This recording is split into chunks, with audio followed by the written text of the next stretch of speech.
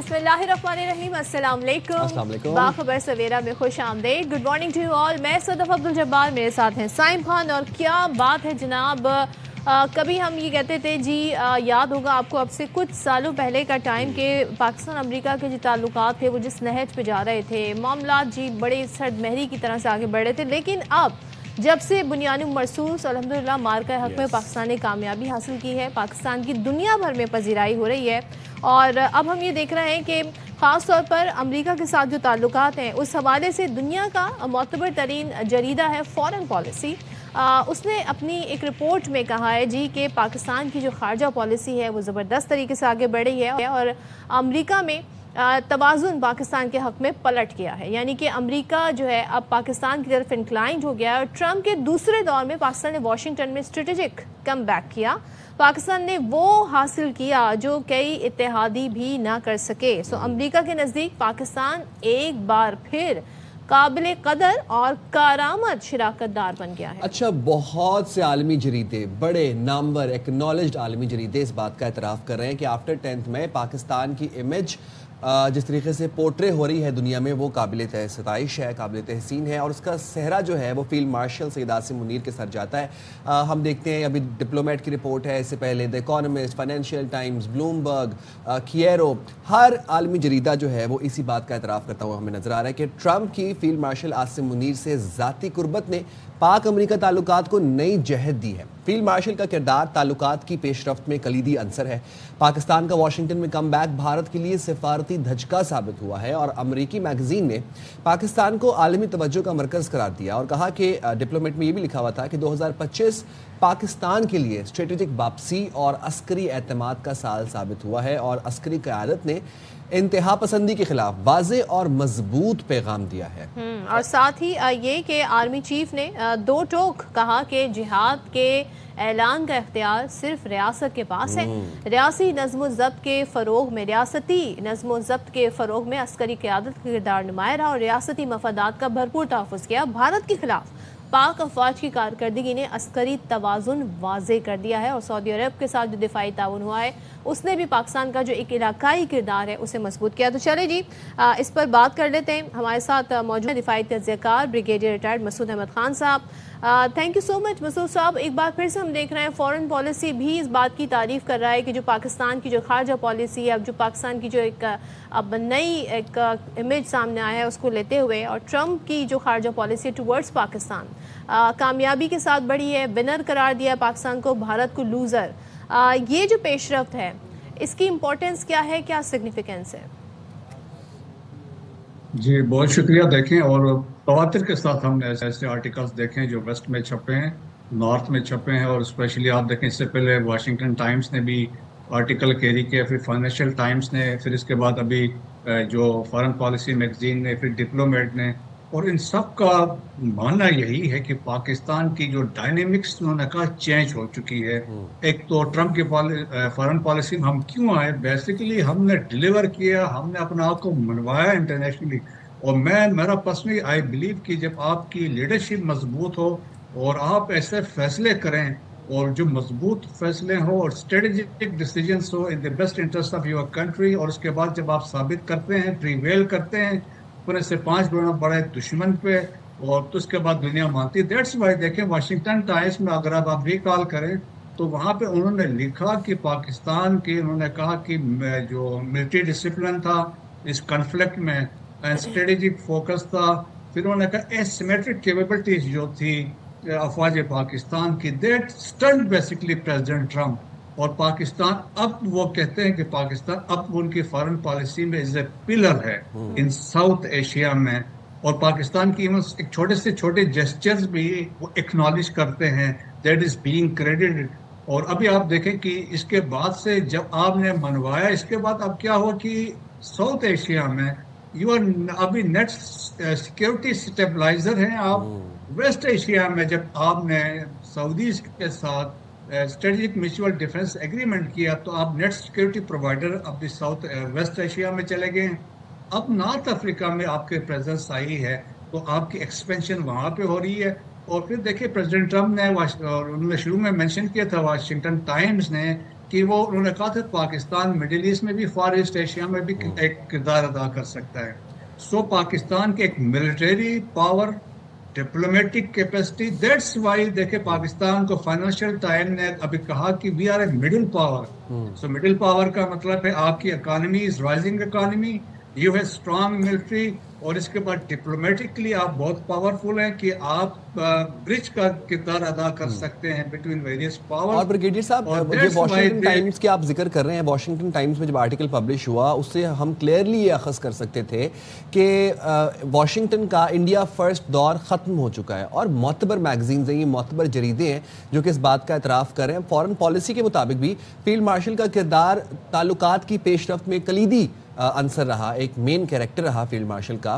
اب پاکستان کا واشنگٹن میں کم بیک ہم دیکھ رہے ہیں کہ بھارت کے لیے ایک سفارتی دھچکا ثابت ہوا ہے, اور بھارت کے اندر سے بھی آوازیں اٹھنا شروع ہو گئی ہیں اس چیز کے اوپر. بھارت جو کہ اپنے آپ کو خطے کا گنڈا سمجھتا تھا, بدماش سمجھتا تھا, عالمی سطح پر اب پاکستان کی پذیرائی بھارت کے لیے کتنی بڑی شکست ہے؟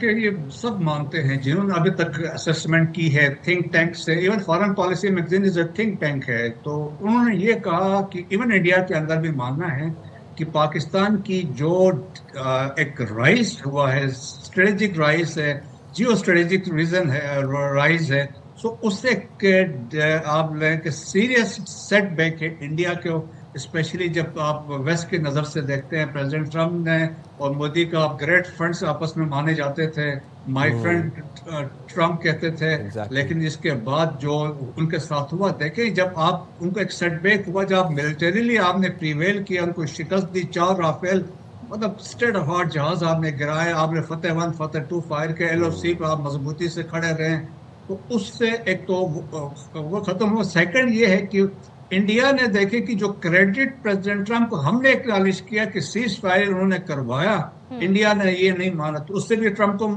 بڑا اس پہ ناراضگی تھی.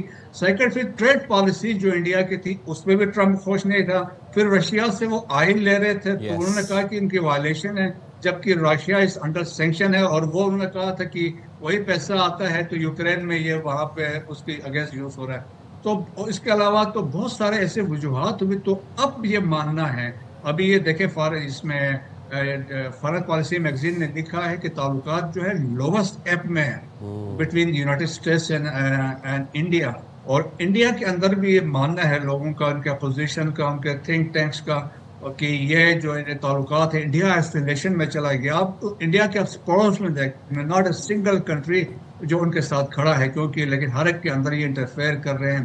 ٹرانس نیشنل ریپریشن ہے بنگلہ دیش میں جو کچھ ابھی واقعات میں. سو انٹرنیشنلی دیکھیں, اب جو آسٹریلیا میں واقعہ ہوا, ساجد پکڑا گیا, جو اس کے مارا گیا, اس کا بیٹا نوید ہے وہ پکڑا گیا ہے, ان کے لنکس اسٹیبلش ہو رہے ہیں ود اسلامک اسٹیٹ سے, اور اسلامک اسٹیٹ کے وہ تانے بانے ساؤتھ انڈیا تامل ناڈو سے جڑتے ہیں, تو وہ والے سارے ہیں. 5 آئس کنٹریز میں آسٹریلیا حصہ رہا ہے, امریکہ بھی اس کا حصہ ہے. سو ان کو پتہ ہے کہ انڈیا جو ہے ٹرانس نیشنل ریپریشن بھی کر رہا ہے. کینیڈا میں 6 مارے, امریکہ میں مارے, یونائٹڈ کنگڈم میں, پاکستان میں, اور آسٹریلیا کا بھی جو واقعہ ہوا ہے, تو اس سے بھی تھنگس آر ناٹ جو ہے امریکہ میں وہ بڑا سیریس رہ رہے کہ انڈیا انوالومنٹ. اور مسعود صاحب ذرا اس چیز پر آتے ہیں کہ انڈیا ہر فرنٹ پہ ہمیں ناکام دکھائی دے رہا ہے. ایک تو جو بارکہ حق ہے بنیان مرصوص میں جو ناکامی ہوئی, باوجود اس کے کہ بھارت کا اگر ہم دفاعی بجٹ دیکھیں, بھارت کی جو آپ تمام تر جنگی ساز و سامان دیکھیں, رافیل طیارے, بڑا ناز تھا انہیں اس پہ, لیکن اس سب کے بعد اب ڈپلومیٹ یہ بھی لکھتا ہے کہ یہ جو عالمی توجہ کا مرکز اب پاکستان ہے, اور خاص طور پر بھارت کے خلاف پاک افواج کی کارکردگی نے جو عسکری توازن ہے وہ واضح کر دیا ہے. It's a very big achievement for Pakistan, because Pakistan کی وہ دفاعی بجٹ نہیں ہے, وہ عسکری ظاہر ہے ہمارے پاس ساز و سامان نہیں, جو کمپیریٹیولی جو اگر ہم بھارت سے بات کریں تو یہاں تو اعتراف کیا جا رہا ہے پاکستان کی صلاحیتوں کا, پاکستان کی افواج کا, پاکستان کی فضائیہ کا. اس پر کیا کہیے گا؟ جی ہاں بالکل, دیکھیں کہ انڈیا کا بجٹ $86 بلین, اور اس دفعہ اب انہوں نے اس مارکے حق کے بعد 17,000 کروڑ روپے مختص کیے ہیں for defence weapons equipment purchase کرنے کے لیے. اور پھر دیکھیں کہ پاکستان کا $86 بلین ان کا ہے, پاکستان کا $9 بلین کا بجٹ ہے. اور پھر دیکھیں کہ آپ کمپیریزن کریں کہ کتنا فرق آپس میں ہے. तो डिप्लोमेट ने फिर इसीलिए लिखा कि मिलिटरीली, उसमें उन्होंने कहा कि आप जिस तरीके से मिलिट्री हमारी उन्होंने परफॉर्म किया, स्पेशली एयर फोर्स की उन्होंने बात की है, आपके जो J-10C का इस्तेमाल हुआ, फिर इसके बाद आपके J-17 थंडर की बात हो रही है, और इसके बाद ग्राउंड में आपके मिसाइल्स जो थे, आपने जिस देखे विजन की बहुत इंपॉर्टेंस है, विजन जो आपने कंसीव किया, सो लीडरशिप को सारा क्रेडिट जाता है कि उन्होंने कंसीव किया, टारगेट की सिलेक्शन अगेन स्ट्रेटेजिक है, और स्ट्रेटेजिक डिसीजन होता है फैसला फौज में करना। फौज में देखें एक बटालियन का मर्डर होता है, अगर 800 उसके अंडर कमान जवान है तो उसके भी फैसले बहुत इंपॉर्टेंट होते हैं, उससे वन कैन मेक आउट कि आगे क्या ये परफॉर्म कर सकता है। सिमिलरली जब आप रैंक में बढ़ते हैं आगे तो फैसले मुश्किल से मुश्किल आपको पास आते हैं, आपने उस टाइम में उस पॉइंट ऑफ टाइम में फैसला करना होता है। तो ये जो फैसले हुए हैं, जो टारगेट की सिलेक्शन होगी, जो रिस्पांस हमारा गया, जो हमने रिपोर्ट्स लॉन्च किया, तो इसका क्रेडिट मिलिट्री लीडरशिप को जाता है, और जिसने देखें कि that has change the dynamics in south Asia. आज हम यहाँ पे सिक्योरिटी स्टेबलाइजर है, और पाकिस्तान के आगे पीछे जिस तरीके से हमारे यहाँ विजिट्स हो रहे हैं, और आप जब बाहर जाते हैं आपकी वहाँ पे रिस्पेक्ट होती है, वो आपने जब डिलीवर किया तो अब दुनिया मान रही है। बिल्कुल ऐसे ही। Thank you so much Masood Ahmad साहब, बहुत शुक्रिया। और अल्हम्दुलिल्लाह, और पाकिस्तान की वज़ीराई जो हो रही है आलमी सतह पर, वो पाकिस्तान के इस बहुत ज़बरदस्त इस वक्त तरीके से पाकिस्तान की खारजा पॉलिसी या पाकिस्तान के जो सिफारती चैनल के ज़रिए जो हम अपने कहते हैं ना ताल्लुकात आगे बढ़ा रहे हैं, बड़े ज़बरदस्त तरीके से। सदफ, कुछ सोशल इश्यूज़ हैं, हम क्योंकि बाखबर सवेरा में आए दिन ही सोशल इश्यूज़ के ऊपर आवाज़ उठाते हैं, कुछ तल्ख हक़ाइक़ हैं, तल्ख रवायात हैं हमारे माशरे की, जो आज भी हमारे माशरे का हिस्सा हैं, जिनको हम चाहते हैं कि हम उनको तर्क कर दें, बट ऑब्वियसली बहुत से चैलेंजेस होते हैं। जी, मैं बात कर रहा हूँ डाउरी की, जहेज़ की, और जहेज़ हमारे माशरे का हिस्सा है, और बहुत सी जगहों पर जहेज़ को आज भी सेलिब्रेट भी किया जाता है और उसको माना भी जाता है, और उसके अंदर बहुत इन्वेस्टमेंट भी की जाती है उन पेरेंट्स की जानिब से जो कि एक बहुत ही ऐसे तबके से भी ताल्लुक़ रखते हैं, जो कि अपने खुशियाँ, अपनी ख्वाहिशात कुर्बान करके अपनी बच्चियों का, अपनी बेटियों का सारी ज़िंदगी जहेज़ बनाते हैं। और तो इसमें एक चीज़ और ऐड कर लेते हैं, जहेज़ के साथ एक चीज़ और जुड़ गई है। वो जुड़ गई है जी, ये आपकी बेटी को वो ज़मानत प्रोवाइड करेगी कि आपकी बेटी वहाँ पे खुशहाल रहेगी, नहीं तो वो सारी ज़िंदगी ताने सुनती रहेगी। ये एक हमारा एक सोशल स्ट्रक्चर बन गया है जिसका हमारे मज़हब से कोई भी ताल्लुक़ नहीं है। अच्छा जी, शर्मिला फारूकी साहिबा, रुकने कौमी असम्बली पाकिस्तान पीपल्स पार्टी से उनका ताल्लुक़ है, उन्होंने जहेज़ के ख़िलाफ़ एक बिल पेश किया। इसका मकसद ये था कि जहेज़ को गैर कानूनी करार दिया जाए और उस पर सख्त सज़ाएँ तजवीज़ की जाएँ, जबकि वालिदैन को सिर्फ रज़ा कराना तौर पर, यानी जो वो अपनी ख्वाहिश के साथ के तहत देना चाहें, तहाइफ देने की इजाज़त थी। इस बिल पर हुआ ये कि कायमा कमेटी बराए दाखिला के इजलास में बहस हुई, जिसमें शर्मिला फारूकी ने जहेज़ के माशरती नुकसान और उसकी वजह से पैदा होने वाले मसाइल, जैसे लड़कियों की ज़िंदगियों पर जो दबाव पड़ता है, वालिदैन पर जो माली बोझ का दबाव पड़ता है, शादियों में जो इम्तियाजी रवैये होते हैं, और बाज़ सूरतों में तो वायलेंस का जो बुनियाद ही ये सारे इशू बनते हैं, तो कमेटी ने इस पर रोशनी डाली गई, तो कमेटी ने इस बिल को मुस्तरद कर दिया। अब इसकी मुमकिना जो वजह बताई जा रही है वो बताई जा रही है कि माशरती रिवायात, कानूनी पेचीदगियाँ नाफिज करने में दुश्वारियाँ हैं, इस वजह से इस बिल को एक्सेप्ट नहीं किया जा सकता। ये जब हम माशरती रिवायात को बनाकर बुनियाद बनाकर और उसके ऊपर हम फिर इस तरह के कवानीन को मुस्तरद करते हैं, बिल्स को मुस्तरद करते हैं, तो ये माशरती रिवायात किसने बनाई? मतलब who made these social structures, और ये किस मतलब कब से चलती आ रही है और हम भी blind leading the blind follow करी जा रहे हैं? मतलब this is not a part of our religion. लेकिन हम हाँ बिल्कुल बात कर लेते हैं। हम इस शर्मिला फारूकी साहब हमारे साथ हैं कि क्या वजूहात हैं कायमा कमेटी बराए दाखिला में इस हवाले से जो बिल पेश किया गया, क्या उसकी रुकावट इसमें क्या है? Thank you so much Sharmila join करने के लिए, और आपको हम इस चीज़ पर अप्रिशिएट करेंगे। इससे पहले चाहे वो डोमेस्टिक वायलेंस या और दीगर कैटेगरीज हो वायलेंस की, उसमें आपने बहुत सारी ऐसी चीज़ें भी ऐड करवाई जिसमें साइकोलॉजिकल वायलेंस है, इमोशनल वायलेंस है, फाइनेंशियल वायलेंस है, या अब्यूज़ का वर्ड यूज़ कर लें। अब ये जो बिल है ये था क्या, और इसमें क्या रुकावट लोगों को लग रही है? जो कमेटी के दीगर मेंबर हैं उनकी क्या इस पर राय है? जी बहुत शुक्रिया सदफ। देखिए जी, अफसोस से ये कहना पड़ा है कि अभी जिस तरह आपने भी गुफ्तगू की कि ये एक ऐसी बोसीदा रिवायत है जो हमारी ख़वातीन को, हमारी बेटियों को और उनके वालिदैन को बिलखुसूस दबाव में डाल रही हैं। ये माशरे का एक ईवल है, ये कल्चर नहीं है, ना ये हमारी रिवायत है, ना हमारा मज़हब इस्लाम में इसकी इजाज़त देता है। انفارچونیٹلی میرے بہت معتبر کولیگز ہیں جو قائمہ کمیٹی برائے داخلہ میں بیٹھے تھے، لیکن جب اس بل کے اوپر ڈسکشن ہوئی تو جو اسٹرانگسٹ آرگیومنٹ اس بل کے خلاف آیا وہ یہ تھا کہ آپ بچیوں کی شادیاں رکوا دیں گی. اچھا. اور یہ آرگیومنٹ آیا ایک جگہ سے کہ جناب اس کے اوپر امپلیمنٹیشن کیسے ہوگی. بچیوں کی شادیاں تو آج بھی نہیں ہو رہی ہیں کیونکہ والدین جہیز نہیں اکٹھا کر پا رہے. اگر کوئی والد یا بچی کے والدین قرضہ لیتے ہیں دباؤ کے تحت یا زور زبردستی کے تحت، اور اس وجہ سے کہ بچیاں گھر میں بیٹھی رہ جائیں گی، ان کی شادیاں نہیں ہوں گی، جہیز جمع کر کے بچی کی شادی کر رہے ہیں، یہ ان سے سودا کروایا جا رہا ہے. شادی کے نام پہ سودا ہو رہا ہے. اور آپ نے دیکھا ہوگا متعدد ایسے کیسز ہیں پاکستان کے اندر جہاں بچیاں بیٹھی ہوئی ہیں، بہنیں بیٹھی ہوئی ہیں کیونکہ والدین ایک بیٹی، دوسری بیٹی، تیسری بیٹی، چوتھی بیٹی ان کے جہیز نہیں جمع کر پا رہے، جو ڈیمانڈز آ رہی ہیں لڑکے والوں کی طرف سے. پھر وہ بچیاں جو کچھ نہ کچھ جہیز لے جاتی ہیں، جب وہ اپنے سسرال جاتی ہیں تو ان کے ساتھ زیادتی ہوتی ہے، یہاں تک کہ فزیکل وائلنس بھی ہوتا ہے کہ آپ جہیز پورا نہیں لے کر آئیں، موٹر سائیکل نہیں پہنچی ابھی تک، بیڈ سیٹ نہیں پہنچا ابھی تک، ٹیلی ویژن نہیں آیا. ہم نے یہ بھی انسٹنسز پاکستان میں دیکھے ہیں جہاں بچیوں کو جلایا گیا ہے جہیز کی خاطر.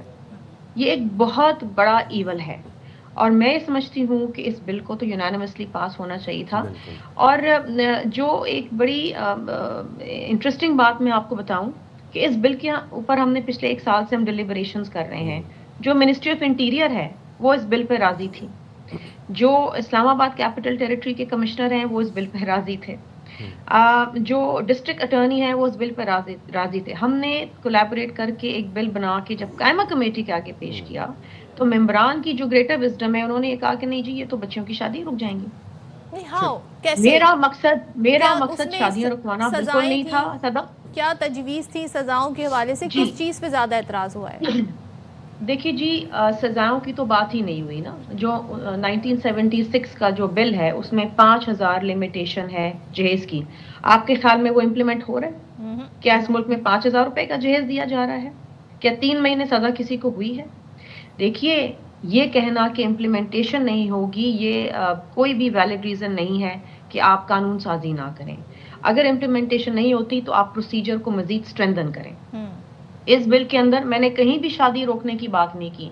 میں نے یہ کہا کہ رضاکارانہ طور پہ بچی کے والدین، اس کے رشتہ دار شادی سے پہلے، شادی کے دوران یا شادی کے بعد کوئی تحفہ، تحائف، کپڑے، زیور کچھ بھی دیتے ہیں، فزیکل موویبل اور اموویبل پراپرٹی، اس پہ کوئی پابندی نہیں ہوگی. اگر میرے والد اپنی مرضی سے مجھے کچھ دینا چاہتے ہیں اس پہ کوئی پابندی نہیں ہے. ہاں پابندی کس پہ ہے؟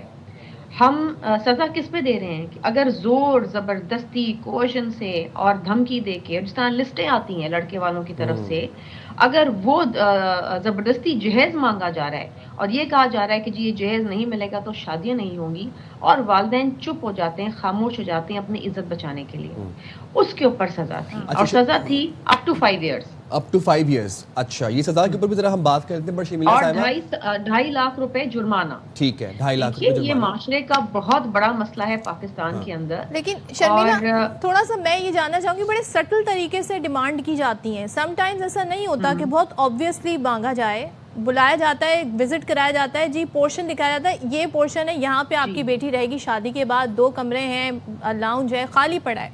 تو ایکسپیکٹیشن یہ ہوتی ہے کہ اسے بھرنا ہے، ان 2 کمروں کو، اس لاؤنج کو بھرنا ہے، اس میں ٹی وی ہے، فریج ہے، ساری چیزیں ہیں، یہ ایکسپیکٹیشن ہوتی ہیں. تو یہ والے ہرڈل کیسے دور ہوں گے؟ کیونکہ یہ بل آ بھی جائے تب بھی یہ جو رسم ہے یہ چلتی رہے گی اس طریقے سے. دیکھیے جی یہاں پر تو والدین کو، بچی کے والدین کو آواز اٹھانی پڑے گی، کیونکہ یہ ایک 2 خاندانوں کے بیچ میں ایک واسطے داری بننے جا رہی ہوتی ہے اور یہ ڈیمانڈ براہ راست ان سے کی جاتی ہے. دیکھیے بندوق تو گن پٹی پہ رکھ کے کوئی ڈیمانڈ نہیں کرتا نا، وہ تو بہت کم ہے. طریقہ کار تو یہی ہوتا ہے نا کہ جی یہ ہے، یہ بیڈ روم ہے جناب، اس میں ٹی وی نہیں ہے، یہ فریج نہیں ہے، فلاں نہیں ہے. تو والدین کو کمپلین کرنی پڑے گی.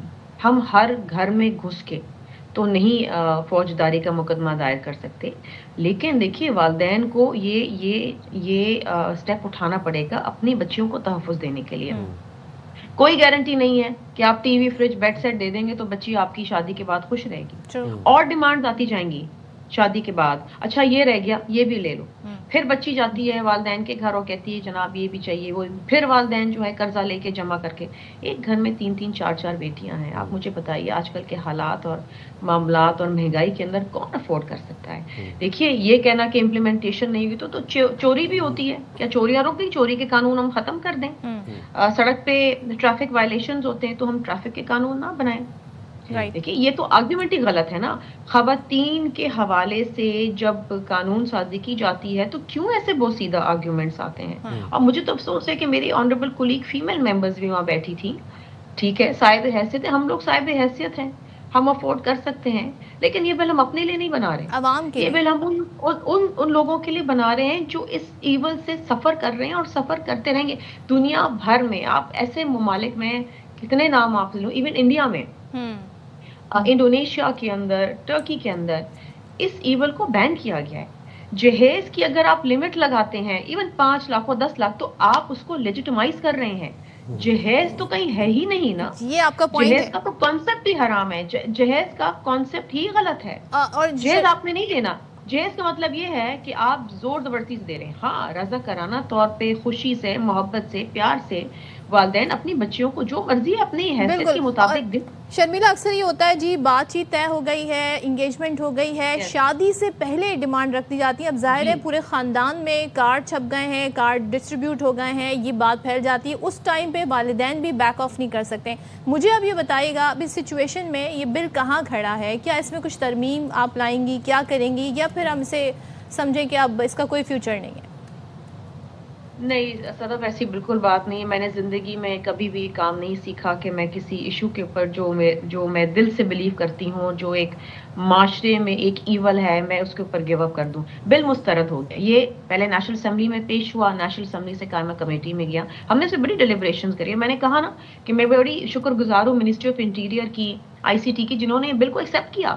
اور وہ لیٹر موجود ہے جہاں پر جو ہم نے پیش کیا قائمہ کمیٹی نے کہ جو امپلیمنٹ کرنے والے ادارے ہیں, اسلام آباد کیپٹل ٹیریٹری کے کمشنر, انٹیریئر منسٹری, جنہوں نے امپلیمنٹ کرانا ہے اس بل کو نا, کام تو ان کا ہے نا, انہوں نے اگری کیا کہ یہ ہم کر سکتے ہیں, یہ بل صحیح ہے, ہم اسے ایکسیپٹ کرتے ہیں.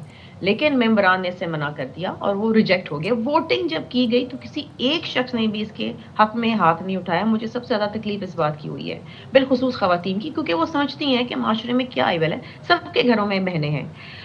بل مسترد ہو گیا, لیکن میں دوبارہ اس بل کو ڈالوں گی, دوبارہ بناؤں گی اور دوبارہ اس کو لے کے آؤں گی نیشنل اسمبلی کے اندر دوبارہ. یہ لڑائی ختم نہیں ہوئی ہے, یہ لڑائی اب شروع ہوئی ہے. اچھا شرمیلا صاحبہ, ایک اور چیز بھی ہے, ہم دیکھ رہے ہیں کہ بل کے ساتھ ساتھ اویئرنیس بڑی امپورٹنٹ ہے. ابھی آپ ذکر کر رہی تھیں آج کے وقت, آج کے دور میں ایک باپ کی اگر 4 بیٹیاں ہیں, 3 بیٹیاں ہیں, تو پہلے تو ان کو اچھی تعلیم دینا, ایجوکیشن کا دباؤ, اس کے بعد پھر ایک معاشی دباؤ, پھر ساری زندگی جو والد ہے وہ اسی سوچ میں مبتلا رہتا ہے کہ میں نے ان کا جہیز کیسے اکٹھا کرنا ہے, ایک ایک کر کے سب کا جہیز اکٹھا ہوتا ہے. اچھا جب آپ رضا کرانہ تحائف کی بات کر رہی ہیں, وہ رضا کرانہ تحائف بھی ہم دیکھتے ہیں کہ وہ اگر کوئی باپ اپنی بیٹی کو گاڑی دے کے بھیج رہا ہے, فار انسٹنس, یا گاڑی گفٹ کر رہا ہے, وہ 1 مہینے 2 مہینے بعد یا تو وہ گاڑی شوہر چلا رہا ہوتا ہے یا وہ لڑکے کی والدہ چلا رہی ہوتی ہیں, ساس چلا رہی ہوتی ہیں. Now the thing is کہ اویئرنیس کتنی امپورٹنٹ ہے. یہ جو ایک ڈاوری کا کانسیپٹ ہمارے دماغوں میں انسٹل ہو چکا ہے, اس کو کیسے نکالا جائے؟ جہاں پر ایک طرف ڈاوری کا مطالبہ ہوتا ہے, وہاں پر پھر دوسری طرف ہم یہ دیکھتے ہیں کہ کہیں نہ کہیں سے یہ آواز بھی آ جاتی ہے کہ آپ حق مہر میں ایک گھر لکھ دیں, ایک پلاٹ لکھ دیں, ہماری بیٹی کی ضمانت بھی ہو جائے. دیکھیے میں آپ کو ایک بات بتاؤں, اور یہ میرا پرسنل ایکسپیرینس ہے, کوئی بھی تحفہ, کوئی بھی گھر, گاڑی جو ہے وہ آپ کی بیٹی کی شادی کے بعد خوشی اور خوشحالی کی ضمانت نہیں بن سکتا. اور اس معاشرے کے اندر ایسے میں نے واقعات دیکھے ہیں, کیونکہ میں 17 سال مجھے سیاست میں ہو گئے, میں نے ایسے واقعات دیکھے ہیں کہ جتنا آپ دیتے ہیں اتنا کم ہے, پھر اور خواہشات جو ہیں وہ سامنے آتی ہیں, اور والدین دے کے تھک جاتے ہیں, لیکن مانگنے والے مانگ کے نہیں تھکتے ہیں. انفارچونیٹلی نہ ہمارا اسلام اس کو سپورٹ کرتا ہے, اور پرانے قانون بہت سیدھا ہو چکے ہیں, آؤٹ ڈیٹڈ ہو چکے ہیں. خواتین کے حوالے سے جو بھی قانون سازی کرے نا, تو اس کو کہہ دیا جاتا ہے کہ جی غیر اسلامی ہے, کہہ دیا جاتا ہے کہ جی آپ معاشرے میں جو کلچر ہے اس کے خلاف ہے. This is not culture. اور ایسا کوئی بھی کلچر جو بیٹیوں کو بوجھ بنا دے والدین کے لیے، اس کو رد ہونا چاہیے، اس کو ختم ہونا چاہیے، اس کو ریجیکٹ کرنا چاہیے. اور وہ لوگ جو اس کو سپورٹ نہیں کرتے وہ اسی بوسیدہ سوچ کی ضمانت دیتے ہیں جو ایک بوسیدہ کلچر کو فروغ دیتا ہے، نہ کہ اس کا خاتمہ کرے. دیکھیے جس طرح میں نے کہا نا، this fight is for from over.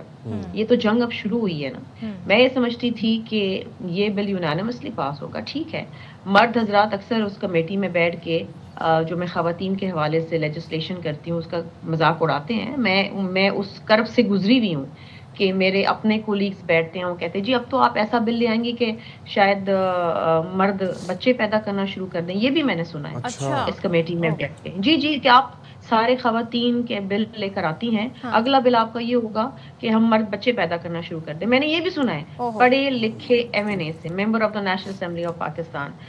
اور یہ چیزیں میں نے سنی ہیں، برداشت کی ہیں. سو خواتین کی ایشوز کے حوالے سے قانون سازی مشکل ہے، امپلیمنٹیشن بھی مشکل ہے، چیلنجنگ ہے، But it's a لیکن work in ناممکن progress. نہیں ہے. بالکل بالکل. ہم دعا گو ہیں کہ یہ اچھے سے خوش اسلوبی کے ساتھ جی یہ بل سامنے آئے اور تمام ترجیح اتفاق رائے اس پہ ہو جائے. تھینک یو سو مچ شرح فاروقی صاحبہ، اور آپ کی جو ایفرٹ ہیں اس کے لیے بھی ہم شکر گزار ہیں. آپ پر ہم بریک لیتے ہیں، بریک کے بعد واپس آتے ہیں.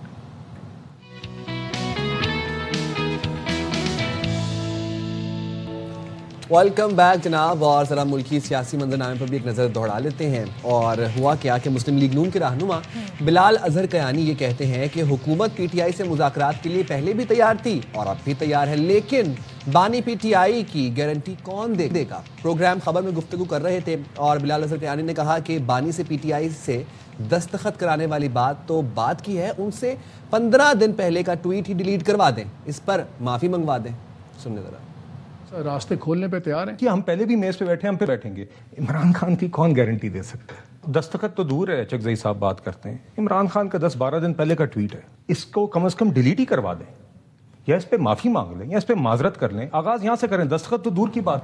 اچھا، اس پروگرام میں فواد چودھری بھی تھے اور آپ کو پتا ہے کہ وہ ٹیمپریچر ڈاؤن کرنے کے لیے مذاکرات کے آپشن پر بہت بات کر رہے ہیں. کہتے ہیں جی مذاکرات کے لیے کوٹ لکھپت سے پی ٹی آئی رہنماؤں کو ضمانت پر رہا کروائیں، اور حکومتی لوگوں نے بھی اتفاق کیا کہ پرانے لوگوں کو لانا چاہیے. اب فواد چودھری کہہ رہے تھے جی مذاکرات کا ماحول بن رہا ہے. سہیل آفریدی سے گزارش ہے کہ جناب وہ اپنا سخت لہجہ جو ہے اسے کم کریں. سن لیتے ہیں کیا کہہ رہے ہیں. گزارش جو ہے وہ حکومت سے ہے، اور میں نے یہی گزارش کی کہ دیکھیں اگر آپ اس کو کامیاب کرنا چاہتے ہیں تو آپ مہربانی کریں اور پیرول کے اوپر آپ کوٹ لکھپت کے ان لوگوں کو رہا کریں. سہیل جو ہے ان سے میری گزارش یہ ہوگی کہ جب مذاکرات کا ماحول بن رہا ہے، آپ پنجاب بھی جا رہے ہیں، آپ یہاں بھی جا رہے ہیں، تو اپنے جو الفاظ ہیں انہیں بڑے تول کے استعمال کریں. 3 فریق ہیں، اسٹیبلشمنٹ ہے، حکومت ہے اور عمران خان ہے.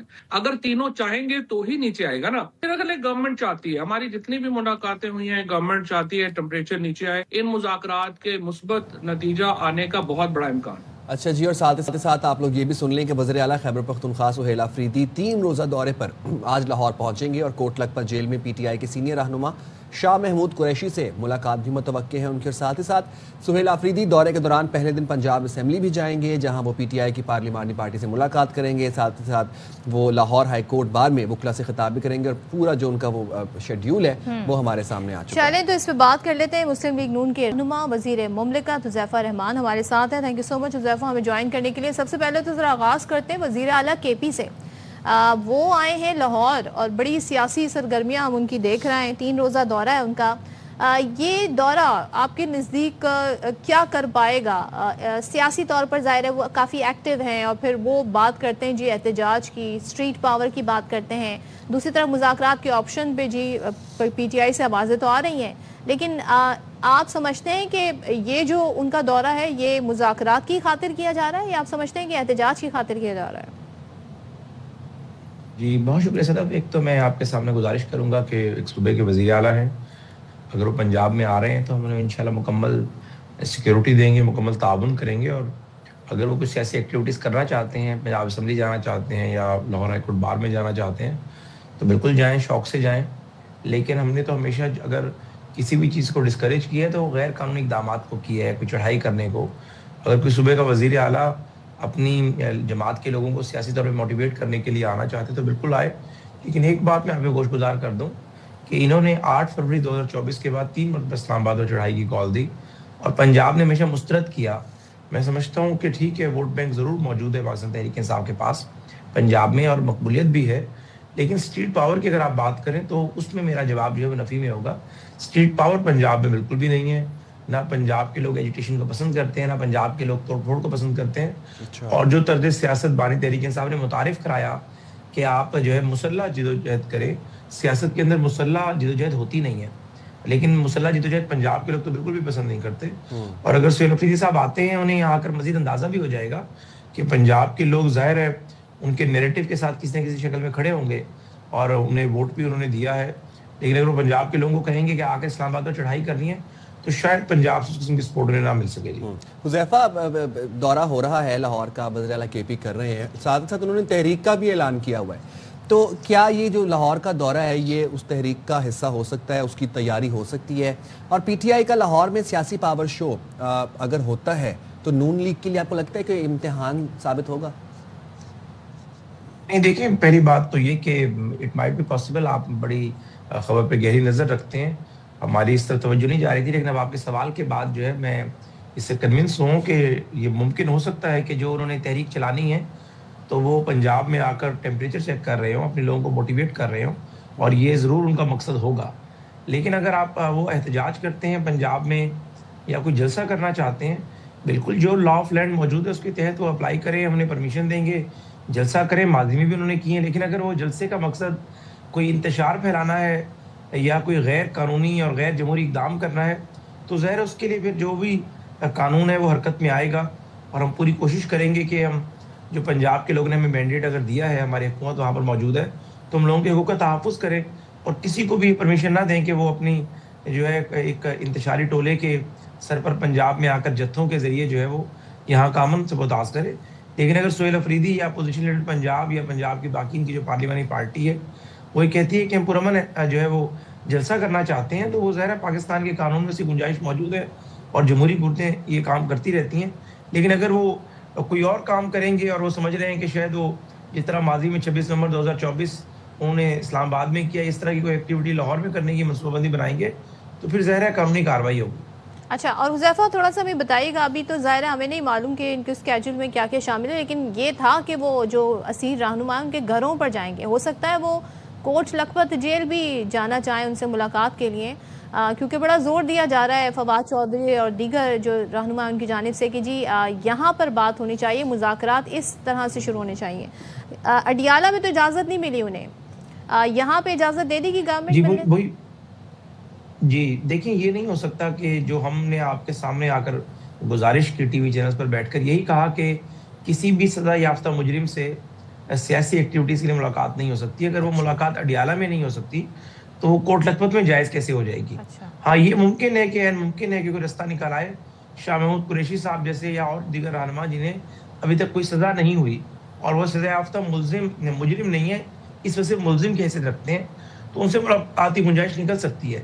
لیکن یہ ممکن نہیں ہے کہ اگر ہم جو ہے اڈیالہ میں اس کو ڈسکریج کر رہے ہیں اور کہیں کہ یہ خلاف قانون ہے, اور کوٹ لکھپت میں کہیں نہیں جی ملاقات جو ہے وہ کرنے کی اجازت ہم دے رہے ہیں, جو کہ مذاکرات کے حامی, ممکن نہیں ہے, ہوگا بھی نہیں. ہاں, اگر یہ اسیران جو ان کے ہیں ان کے گھروں پہ جانا چاہتے ہیں بالکل جائیں, حکومت کوئی رکاوٹ نہیں ڈالے گی. لیکن کسی بھی سزا یافتہ مجرم سے اگر اڈیالہ میں ملاقات نہیں کرنے دی گئی تو کوٹ لکھپت میں بھی کرنے نہیں دی جائے گی. اور حذیفہ, مذاکرات کی ہوا بھی ایک چل رہی ہے, بڑی باز گشت ہم سن رہے ہیں. اب پی ٹی آئی کے رہنما ہیں شفیع جان, وہ یہ کہتے ہیں کہ ہم حکومت سے مشروط مذاکرات چاہتے ہیں. اب ان مذاکرات کے آغاز کے لیے حکومت کی جانب سے کوئی شرائط ہیں, اس بارے میں بتا سکتے ہیں ہمیں کچھ؟ جی بہت شکریہ. دیکھیں, میں آپ کے سامنے گوش گزار کروں. دیکھیں, اصول یہ ہوتا ہے کبھی بھی مذاکرات مشروط ہوتے ہی نہیں ہیں. اگر حکومت یہ کہے کہ ہم مشروط کرنا چاہتے ہیں تو وہ بھی غلط بات ہوگی. اگر وہاں سے بات کی جا رہی ہے, جو فریق مشروط کا لفظ استعمال کرے گا اس کا مطلب یہ ہے کہ وہ سنجیدہ نہیں ہے. مذاکرات ہمیشہ غیر مشروط ہوتے ہیں. اور اگر جو ہے شفیع اللہ جان صاحب بات کر رہے ہیں تو مجھے سمجھ نہیں آ رہی کہ اس وقت انہوں نے چودھری صاحب کو بڑا بنایا ہوا ہے, راجہ ناصر عباس صاحب بڑے ہیں, یا ان کی اپنی جماعت کے لوگوں نے فیصلہ کرنا ہے. اور اگر آج کے دن مذاکرات نہیں ہوئے اس کی سب سے بڑی وجہ بھی یہی ہے کہ بانی تحریک انصافی کو گارنٹی لینے کو تیار نہیں ہے. آج چودھری صاحب ضرور سامنے آ گئے ہیں, راجہ ناصر عباس بھی سامنے آ گئے, لیکن مارک مائی ورڈز اور دا کاسٹ آف ریپوٹیشن میں آپ کو بتا رہا ہوں کہ کسی بھی وقت یہ چکزئی صاحب کو بھی ڈسون کر دیں گے. بانی تحریک انصاف کا سٹائل رہا ہے, پہلے وہ جو چکزئی صاحب کے ساتھ حوالے سے زبان استعمال کرتے رہے وہ کسی ڈھکی چھپی نہیں ہے. فضل الرحمان صاحب کے بارے میں وہ جو تو زبان استعمال گارنٹی کی دے رہے ہیں کہ میں دستخط کرا کے لے آؤں گا مذاکرات شروع ہوتے ہیں, تو وہ تو اس بات کی یہاں تک میں وہی گزارش کر رہا ہوں نا. جی آج چکزئی صاحب کو انہوں نے اپنا جو ہے وہ گارنٹر بنا رہے ہیں یا مذاکرات کے لیے بڑا بنا رہے ہیں. تو میں آپ کو لکھ کر یہ دے رہا ہوں کہ چکزئی صاحب نے تو ہفتہ پہلے بات کی جب مذاکرات کی, تو انہوں نے کہا کہ ٹویٹس پہ جو ٹویٹر پہ ٹویٹ کیے گئے ہیں وہ ٹویٹ نہیں ہونی چاہیے ایکس پر. تو اس پہ شفیع اللہ جان ہی کہنے لگے ایک پروگرام میں کہ ہم اس بات کو نہیں مانتے. تو میں نے کہا یہ ممکن نہیں ہے کہ آپ ایک بندے کو ثالثی کے لیے کہہ رہے ہوں اور ثالثی میں اگر وہ آپ کے حق کی بات کرے تو ٹھیک ہے, لیکن اگر آپ کے خلاف بات کرے آپ کے نہیں مانیں گے. یہی وہ چیز ہے بیسیکلی جو ایک کانفیڈنس بلڈنگ میت کی بات کرتے ہیں اور کہتے ہیں کہ پی ایم ایل این ہمیں اعتماد دے, P M L N confidence building meet کے لیے ہماری ملاقات. آپ کوئی نام بتا دیں کون سی وہ شخصیت ہو پاکستان تحریک انصاف سے جو مذاکرات کے لیے آئے تو آپ کہیں گے جی یہ ہے, اس پر ہمیں اعتماد ہے. صرف سب سے پہلی بات تو یہ ہے کہ بانی تحریک انصاف جو ہے یعنی اپنی انڈینائبل کسی یعنی فیکٹ کے ذریعے اس بات کی گارنٹی دیں کہ وہ جو ہے اس بندے کو ڈسون نہیں کریں گے. بیرسٹر گوہر ہے, اچھے آدمی ہیں, ان کی جماعت کے چیئرمین ہیں, ہم ان سے مذاکرات کرنے کو تیار ہیں. ایون کہ ہم چکزئی صاحب سے بھی مذاکرات کر لیں گے, لیکن اس بات کی گارنٹی کون دے گا کہ چکزئی صاحب جو چیز ہم سے کمٹ کریں گے 1.5-2 مہینے کی پریکٹس میں ہم کسی چیز پر پہنچے اور جب اس نقطے پر پہنچے تو بعد میں پتہ چلے بانی تحریک انصاف کہے کہ نہیں میں اس بات کو نہیں مانتا. اچھا زئی صاحب نے کہہ دیا نا وہ دستخط کرائیں گے, اس کا یہی مطلب ہوا نا, تو آپ ان کی بات پہ ٹرسٹ کیوں نہیں کر رہے؟ نہیں, ہم ان کی بات پہ ٹرسٹ اس لیے نہیں کر رہے کہ ہمارے پاس باقاعدہ کچھ چیزیں چکزئی صاحب کی طرف سے بھی آف دا ریکارڈ موجود ہیں. چکزئی صاحب کوشش ضرور کر رہے ہیں, وہ چاہتے ہیں کہ سیاسی عدم استحکام وہ کم ہو, اور غیر سیاسی استحکام اگر آئے گا تو معاشی استحکام آئے گا. یہ سیاسی لوگ یہ باتیں سوچتے ہیں اور اچھی بات ہے, لیکن اس بات کی میں آپ کو بتا دوں کہ یہ کوئی گڈا گڈی کا کھیل نہیں ہے کہ ہم 2 مہینے لگے رہیں اور بعد میں پتہ چلے چکزئی کو ڈسون کر دیا. تو حذیفہ اسی لیے تو فواد چودھری صاحب مطالبہ کرتے بار بار نظر آ رہے ہیں کہ اسیر رہنماؤں کو پیرول پہ رہا کیا جائے. شاہ محمود قریشی ہو گئے, یاسمین راشد صاحبہ ہو گئی, تاکہ پی ٹی آئی کے پرانے لوگ باہر نکلیں, مذاکرات کو کامیاب بنائیں. اور آپ کہہ رہے ہیں کہ مذاکرات مشروط نہیں ہوتے, غیر مشروط ہوتے ہیں. تو ہم تو حکومتی نمائندوں کی طرف سے بھی سن رہے ہیں یہ بات کہ معذرت کی بات سنیں, میں لیٹ می کمپلیٹ. تو اس دن عطا طاہر صاحب یہ بات کہہ رہے تھے کہ معذرت کریں, پہلے بانی P T I tweets delete کریں, اس کے بعد پھر مذاکرات کی طرف بات جائے گی. تو شرائط تو حکومتی نمائندوں کی جانب سے بھی رکھی جا رہی ہیں سامنے. دیکھیں بات یہ کہ یہ شرائط نہیں ہے. اگر انہوں نے ٹویٹس کی بات کی, جو انہوں نے بلو دا بیلٹ گفتگو کی اپنے مخالفین کے بارے میں, یا جو انہوں نے ریاست کے خلاف منظم بغاوت کی, اس کے تحت ان کے خلاف کارروائی ہو رہی ہے ایک, اور انہیں اس میں جو ہے کچھ کیسز میں سزا ہو چکی ہے ان کے لوگوں کو, کچھ میں 9 مئی میں بانی تحریک انصاف کو بھی ہو جائے گی. معافی کی بات صرف اس لیے کی جاتی ہے کہ کم از کم وہ اس چیز کو غلط جانیں اور اس کے بعد حکومت کے پاس بھی اخلاقی جواز موجود ہو. ظاہر پاکستان میں ادارے موجود ہیں, اگر ایک ادارے کے خلاف منظم بغاوت کی گئی ہے اور اسی جماعت کے سربراہ سے مذاکرات کرنے بیٹھ جائے تو ظاہر ہے ہمارے ٹروپس پہ کیا گزرے گی. بیسیکلی بات یہ کہ اگر ایک جماعت کا سربراہ اس پر معذرت کرے گا تو ہمارے پاس ایک اخلاقی جواز موجود ہوگا کہ وہ اسے غلط جان رہا ہے. اور دوسری بات یہ کہ بانی تحریک انصاف کے بارے میں جو بار بار بات کی جاتی ہے, بانی تحریک انصاف بیسیکلی اگر سمجھتے ہیں, دیکھیں ہمیشہ میں یہ اس میں کسی کرٹیسزم میں نہیں کہہ رہا, لیکن کمزور آدمی جو ہے وہی آگے آتا ہے, اور اس وقت جیل میں بانی تحریک انصاف ہے, حکومت جیل میں نہیں ہے. بانی تحریک انصاف اگر اپنی بہنوں کے ذریعے اتنا لمبا جوڑا ٹویٹ کرا سکتے ہیں تو بانی تحریک انصاف اپنے ٹویٹر ہینڈل کے ذریعے یہ ساری چیزیں لکھوا دینا کہ میں نے چکزئی کو بڑا بنایا اور چکزئی جو فیصلہ کرے گا مجھے قبول ہوگا, اور اگر میں فیصلہ قبول نہ کروں تو میری جماعت کے لوگ میرے خلاف بھی کھڑے ہو سکتے ہیں. یہ بات کریں نا اپنے ٹویٹر ہینڈل کے ذریعے. کہہ رہے ہیں کہ اس طرح کی اگر ٹویٹ کر دیں تو یہ بھی ایک طرح کی آپ کے پاس ایک ایگزیکٹلی کیونکہ پی ٹی آئی کے فالوورز جو ہیں, صدر میں مختصر 30 سیکنڈ 10 سیکنڈ بلکہ لے لوں گا, پی ٹی آئی کے فالوورز جو ہیں وہ یہ بات کہتے ہیں کہ وہ کسی چکزئی, کسی چیئرمین جو بیرسٹر گوہر ہے, کسی کی بات کو نہیں مانیں گے. ان کے لیے بانی تحریک انصاف کی بات پہ آخر ہے, تو بانی تحریک انصاف کو پورا مینڈیٹ اپنے سر سے اتار کے کسی کو دینا پڑے گا. آپ کی بات آ گئی. ایک بس بات بتا دیں, جو اسیر رہنما ہیں کیا ان کی رہائی جو ہے پیرول پر رہائی کوئی کام کر سکتی ہے, ان سے مذاکرات کی طرف آپشن جایا جائے تو کچھ بہتری آ سکتی ہے, حکومت اس بارے میں کیا رائے رکھتی ہے؟ بس لاسٹ میرا آپ سے سوال ہے. جی میں اس کو چند سیکنڈ میں ختم کرتا ہوں, شاید وقت بھی آپ کا کم ہوگا. پہلی بات تو یہ صدر کہ ممکن نہیں ہے, جو 9 مئی کے اندر سزا یافتہ لوگ ہیں کسی کو پیرول پہ رہائی نہیں ملے گی. ہاں شاہ محمود قریشی ضرور ہیں, انہیں سزا اگر نہیں ہوئی, اگر ان کے اوپر اور کیسز نہیں ہیں, صرف اس وہ ملزم ہیں, اس پر بات ہو سکتی ہے, ان کی پیرول پہ رہائی ممکن ہے. لیکن اگر جو ہے اجاز چودھری یا باقی لوگ جو ہے ان کو ہم پیرول پہ رہا کریں گے. تو مجھے آپ یہ بتائیں کہ ہم اپنے لوگوں کو کیا جواب دیں گے؟ کیا 9 مئی جو ہے کوئی ہم نے کنکلوڈڈ کیس بنایا ہوا ہے؟ 9 مئی ایک جینوئن وقوع ہے, اس کے اوپر عدالتوں نے سزائیں دی ہیں, عدالتیں انہیں بری کر سکتی ہیں. یہ ممکن ہی نہیں ہے کہ کوئی بندہ مطالبہ کرے اور ہم 9 مئی میں سزا یافتہ لوگوں کو پیرول پہ رہا کر دیں. ہاں, جو لوگ 9 مئی میں سزا یافتہ نہیں ہیں, ابھی ٹرائل فیس کریں, ان کے اوپر غور کیا جا سکتا ہے. شام میں انہیں بھی عدالت ہی رہا کرے گی نا, حکومت تو نہیں کرے گی. نہیں, جو ملزم ہے جن پہ صرف الزام ہے, یعنی شاہ محمود قریشی بھی ملزم کی کیٹیگری میں ہے, تو انہیں ہم پیرول پہ رہا کرنے پہ غور کر سکتے ہیں. یہ کوئی ایسی بات نہیں ہم ابھی سے کہہ دیں کراس ہے یہ پھر وہی بات مشروط ہو جائے گی. غیر مشروط والی بات میں اپنے لیے بھی کر رہا ہوں, اور اس میں اگر ان کو رہا نہیں کر رہے تو کوئی شرط کے طور پہ نہیں کر رہے. بیسیکلی لا آف لینڈ موجود ہے, سزا یافتہ بندے کو آپ رہا نہیں کر سکتے. تھینک یو سو مچ حذیفہ رحمان ہمارے ساتھ ہیں. جی کہہ رہے ہیں وزیر اعلیٰ آئے ہیں کے پی کے, ویلکم کرتے ہیں, لیکن وہ پرامن جلسہ کرنا چاہتے ہیں کریں, مگر احتجاج جس طرح کا کرتے رہیں وہ چیز نہیں ہونی چاہیے. باقی انہوں نے مذاکرات پہ جو کچھ بات کی وہ آپ کے سامنے. ہم جائیں گے چھوٹی سی بریک پہ, حاضر ہوں گے بریک کے بعد. اسٹے دیئر ود اس.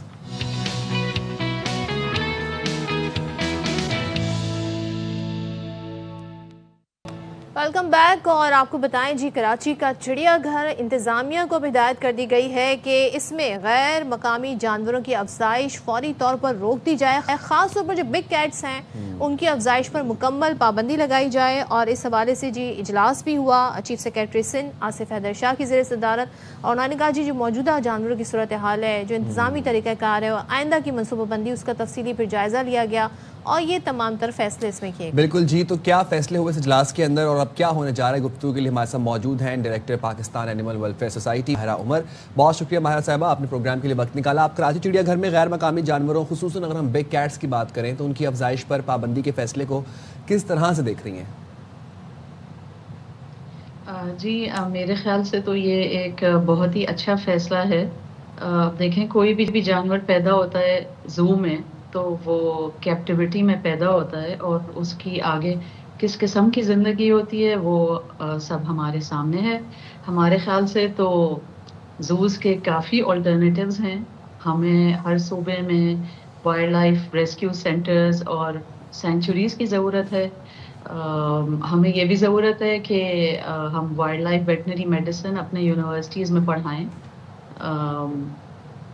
تاکہ ہمارے ملک میں بھی وائلڈ لائف ویٹنیرینز ہوں. اب جتنے بھی جانور زو میں ہوتے ہیں یا پیدا ہوتے ہیں مزید, تو نہ تو ان کے لیے مناسب رکھنے کی جگہ ہوتی ہے, نہ ان کے لیے کوئی کوالیفائڈ ڈاکٹرز ہوتے ہیں جو ان کا علاج کریں. اور پھر ہم کیپٹیوٹی کو کیوں پروموٹ کریں؟ ہمارے اپنے وائلڈ ہیبیٹیٹس ہیں, ایکو سسٹمز ہیں, اس میں ہم رہنے دیں اپنے جو نیٹو جانور ہیں. ہم اور ملکوں کے جانور لے کے کیوں پالیں؟ اچھا ماہرہ, ابھی تک ہم یہ دیکھتے ہیں کہ انفارچونیٹلی ہمارے یہاں آپ نے کہا نا کہ کیپٹیوٹی میں کیوں رکھیں, it's a sort of entertainment. ابھی تک یہ کلچر ہے کہ لوگ اس کو ایک ایسی جگہ سمجھتے ہیں جہاں پر جا کے بچے محظوظ ہوں گے, تفریح ہوگی, جانوروں کو دیکھیں گے. پہلی بات تو مجھے یہ بتائیں کہ کیا گورنمنٹ کو اس پوائنٹ آف ویو کو آپ سمجھتے ہیں آگے بڑھانا چاہیے کہ جی زو اب ختم ہو جانے چاہیے, اب آپ نے جیسے کہا وائلڈ لائف سینکچوری ہونی چاہیے, اس کے لیے کرنا کیا ہوگا؟ کیونکہ ٹرانزیشن جو ہے اس کے لیے ایک تو پورا تھاٹ پروسیس ہونا چاہیے, پھر ٹرانزیشن ٹائم لے گا. اس کے لیے آپ جیسا لوگ ہیں, آپ کا ادارہ ہے, کیا کر سکتے ہیں؟ دیکھیں, ہمیں اس کے بارے میں ایک تو یہ بہت اچھی بات ہے کہ اس پہ جو ہے گفتگو شروع ہو گئی ہے. میرے خیال سے جو انسٹیٹیوشن آف کیپٹیوٹی ہے, آہستہ آہستہ لوگوں کو احساس ہوتا جا رہا ہے کہ ایک جنگلی جانور کی جو ضروریات ہوتی ہیں وہ کوئی بھی زو پورا نہیں کر سکتا ہے. اب ایک جانور مثال کے طور پہ کوئی پورکیوپائن ہے, اور وہ کیرتھن نیشنل پارک جو ہمارا وائلڈ ایکو سسٹم ہے وہاں رہ رہا ہے.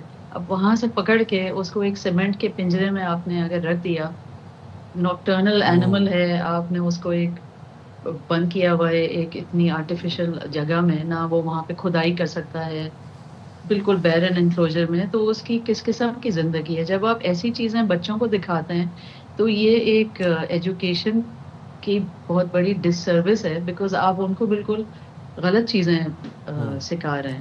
اور دوسرا, جب آپ نے جنگلی جانور اس کے ایکو سسٹم سے نکال دیا تو ایک چیز ہوتی ہے جو انگریزی میں کہتے ہیں ٹروفک کیسکیڈ, کہ آپ نے ایک سپیشیز کو وہاں سے ریموو کر دیا تو اس کا جو اثر ہے وہ اوپر نیچے दूर तक जाता है। बट आपका माहिरा जो एक habitat बात मैं है, समझने वही की खराब कोशिश कर रहा हूँ, जब हम बात कर रहे हैं कि गैर मकामी जानवरों की अफजाइश को रोकना है, इट सिंपली मीन्स कि उनको न्यूट्र किया जाएगा।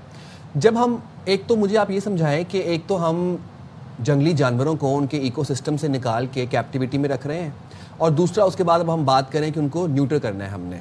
डोंट यू थिंक कि ये इनजस्टिस है उन जानवरों के साथ, ये ज्यादती है? इसका कोई और हल निकालना चाहिए। जी बिल्कुल। अब अगर बिग कैट्स की बात होती है तो वो तो लायंस तो हमारे मुल्क में वैसे भी नहीं होते, और जो कैप्टिविटी में हैं उनके लिए रखने की जगह भी मुनासिब नहीं होती है। तो जब मज़ीद उनकी नस्ल आगे बढ़ेगी तो दे सफ़र फ्रॉम हेल्थ इश्यूज़, और तो यस, उनको मेरे ख्याल से तो नहीं ब्रीड करना चाहिए। अपने वाइल्ड लाइफ पे फोकस करें। इतने एनिमल्स हैं जो हमारे मुल्क में केजेस में सफ़र कर रहे हैं, और जो आज़ाद हैं उनकी जिंदगियां तो अच्छी इसका हैं। यही अगर हल वो है कि फौज केजेस से को पकड़े ख़त्म ना किया जाएं। जाए और हम जूस के खात्मे के ऊपर बात करें और इन जानवरों को उनके इकोसिस्टम में ही रहने दें। This is the only solution I think that we have eight hand, और it's a long term process. Short term हम ये कह सकते हैं कि हम उनकी अफजाइश रोकने के लिए उनको न्यूट्र करें। ठीक है, thank you very much thank you so much Mahira, बहुत शुक्रिया। और बात ये देखिए, अगर बच्चों को जानवरों के बारे में बताना है तो अगर हम दूसरी कंट्रीज़ की मिसाल लें, उनके मॉडल हमारे सामने बड़े बड़े पार्क्स होते हैं जहाँ पर उनको नेचुरल हैबिटेट फराहम किया जाता है। लोग वहाँ जाते हैं, स्पेशली एक पूरा दिन प्लान करते हैं कि हम वहाँ जाएंगे, हमारी पिकनिक होगी, हम ऐसे देखेंगे, सफारीज बनाए जाते हैं। तो हमारे पास भी बहुत सारी ऐसी जगहें, हम ऐसा भी कर सकते हैं। ज़रूरी नहीं कि एक महदूद सी स्पेस में, छोटे से केज में उन्हें रखा जाए और उनको वो नेचुरल इकोसिस्टम जो है वो फराहम ना किया जाए। हम जाएंगे छोटी सी ब्रेक पे, हाजिर होंगे ब्रेक के बाद। Stay there with us.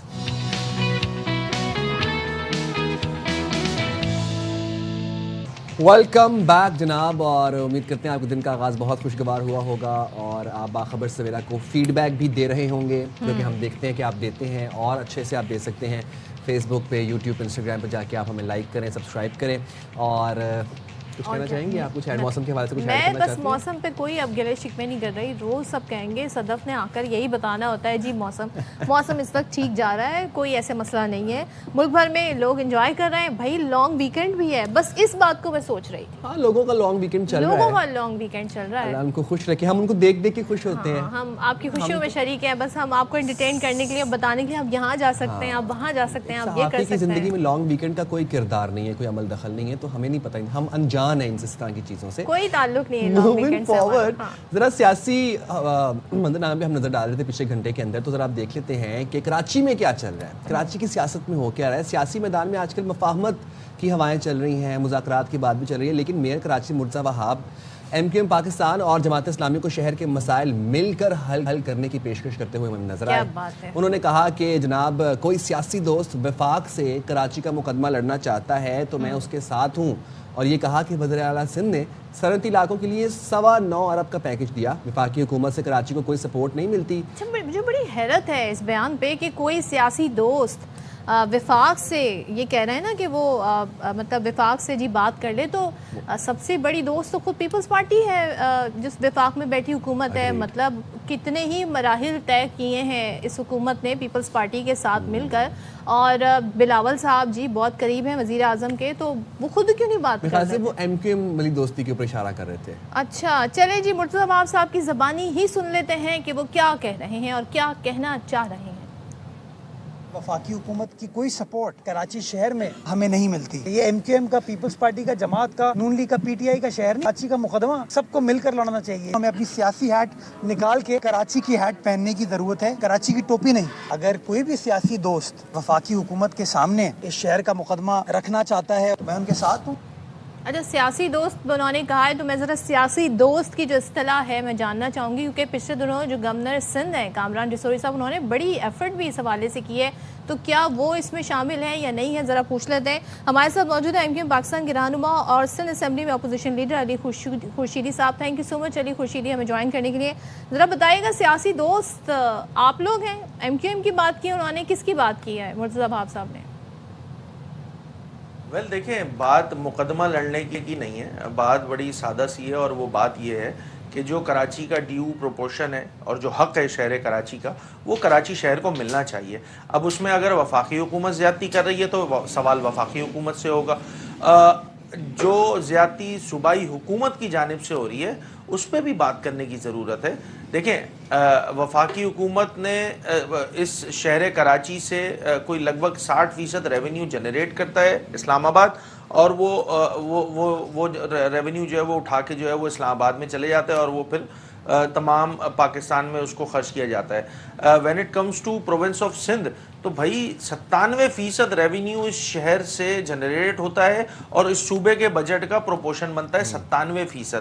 اس کا مطلب یہ ہوا کہ زیادتی کا عنصر صرف ایک جانب نہیں ہے, دونوں جانب ہے. اگر سینس پریویل کر رہا ہے, اگر ایسی بات ہو رہی ہے کسی بھی جانب سے تو ہم اس کو ویلکم کرتے ہیں. بالکل بیٹھ کے بات کرنے کی ضرورت ہے. وفاق NFC کے پیسے دے دیتا ہے جناب, صوبہ PFC نہیں دیتا ہے. انفراسٹرکچر سیس کے پیسے وفاق صوبے کو دے دیتا ہے, صوبہ ڈویژنز کو شہر کراچی کو پیسہ نہیں دیتا ہے. تو اگر اس پہ یہ سمجھتے ہیں کہ جی جو زیادتی وفاق کر رہا ہے اس پہ بھی بات کرنے کی ضرورت ہے, تو اس میں ایک ایڈ آن کر لیں کہ جو صوبہ بھی زیادتی کر رہا ہے اس پہ بھی بات کرنے کی ضرورت ہے. اچھا, یہ بھی ہم نے آپ کا سٹیٹمنٹ نوٹ کر لی ہے. کراچی میں خورشیدی صاحب مسائل کا انبار ہے, عوام پریشان ہے. MQM پاکستان مذاکرات کے موقع سے کیوں نہ فائدہ اٹھاتے ہوئے شہر کی ترقی اور بہتری کے لیے باقی نمائندہ جماعتوں کے ساتھ مل بیٹھنے کے لیے سوچے؟ آپ کو لگتا ہے کہ ایک ڈائلاگ ہونا چاہیے, تمام اسٹیک ہولڈرز ہم ایک ٹیبل پر بیٹھیں اور کراچی کے مسائل کو حل کرنے کی بات کرتے ہوئے نظر آئیں؟ ویل دیکھیں, جب سے یہ اسمبلی کی تشکیل ہوئی ہے, نئے انتخابات ہوئے 2024 میں, اس دن سے لے کر آج تک متحدہ قومی موومنٹ پاکستان کی جانب سے یہی بات کی جا رہی ہے تواتر کے ساتھ کہ دیکھیں یہ کوئی ایک پارٹی نے ٹھیک نہیں کرنا نظام, اس پہ مل بیٹھ کے بات چیت کر کے انکلوزیو اپروچ رکھ کے. میری اپنی پہلی بجٹ کی تقریر میں میں نے یہی بات کی تھی کہ خدارہ انکلوزیو اپروچ رکھنی ہوگی اگر اس شہر کراچی کے مسئلوں کو حل کرنا ہے. اگر سیاست کرنی ہے تو وہ ماشاءاللہ سے آپ کے سامنے 2010 کے بعد کا شہر کراچی اور 2010 سے پہلے کا کراچی, فرق آپ کے سامنے, کون سیاست کر رہا ہے, کس کے پاس حکومت ہے, کون اس میں لوگوں کو ڈیلیور نہیں کر پا رہا ہے, یہ سب شہر کراچی جو ہے وہ جو لوگ ہیں شہر کے وہ جانتے ہیں, سمجھتے ہیں. ہاں آج حکومت اگر یہ سمجھتی ہے کہ مذاکرات ہونے چاہیے, بات چیت ہونی چاہیے, تو فبیہا, اس پہ ہمیں کیوں اعتراض ہوگا؟ اچھا چلیں اب نہیں یاد کرتے ہم 2010 سے پہلے کبھی کراچی تو بڑے مسائل ویسے تھے ٹو بی آنیسٹ. لیکن ذرا یہ بتائیے گا, جو وزیر اعلیٰ سندھ کے حوالے سے مرزا آپ صاحب نے کہا کہ انہوں نے صنعتی علاقوں کے لیے 9.25 ارب کا پیکج دیا, وفاق سے مدد نہیں ملی. اب ظاہر ہے آپ لوگ اتحادی ہیں, سپورٹ کیا کی جا سکتی ہے, کیا کردار آپ ادا کر سکتے ہیں؟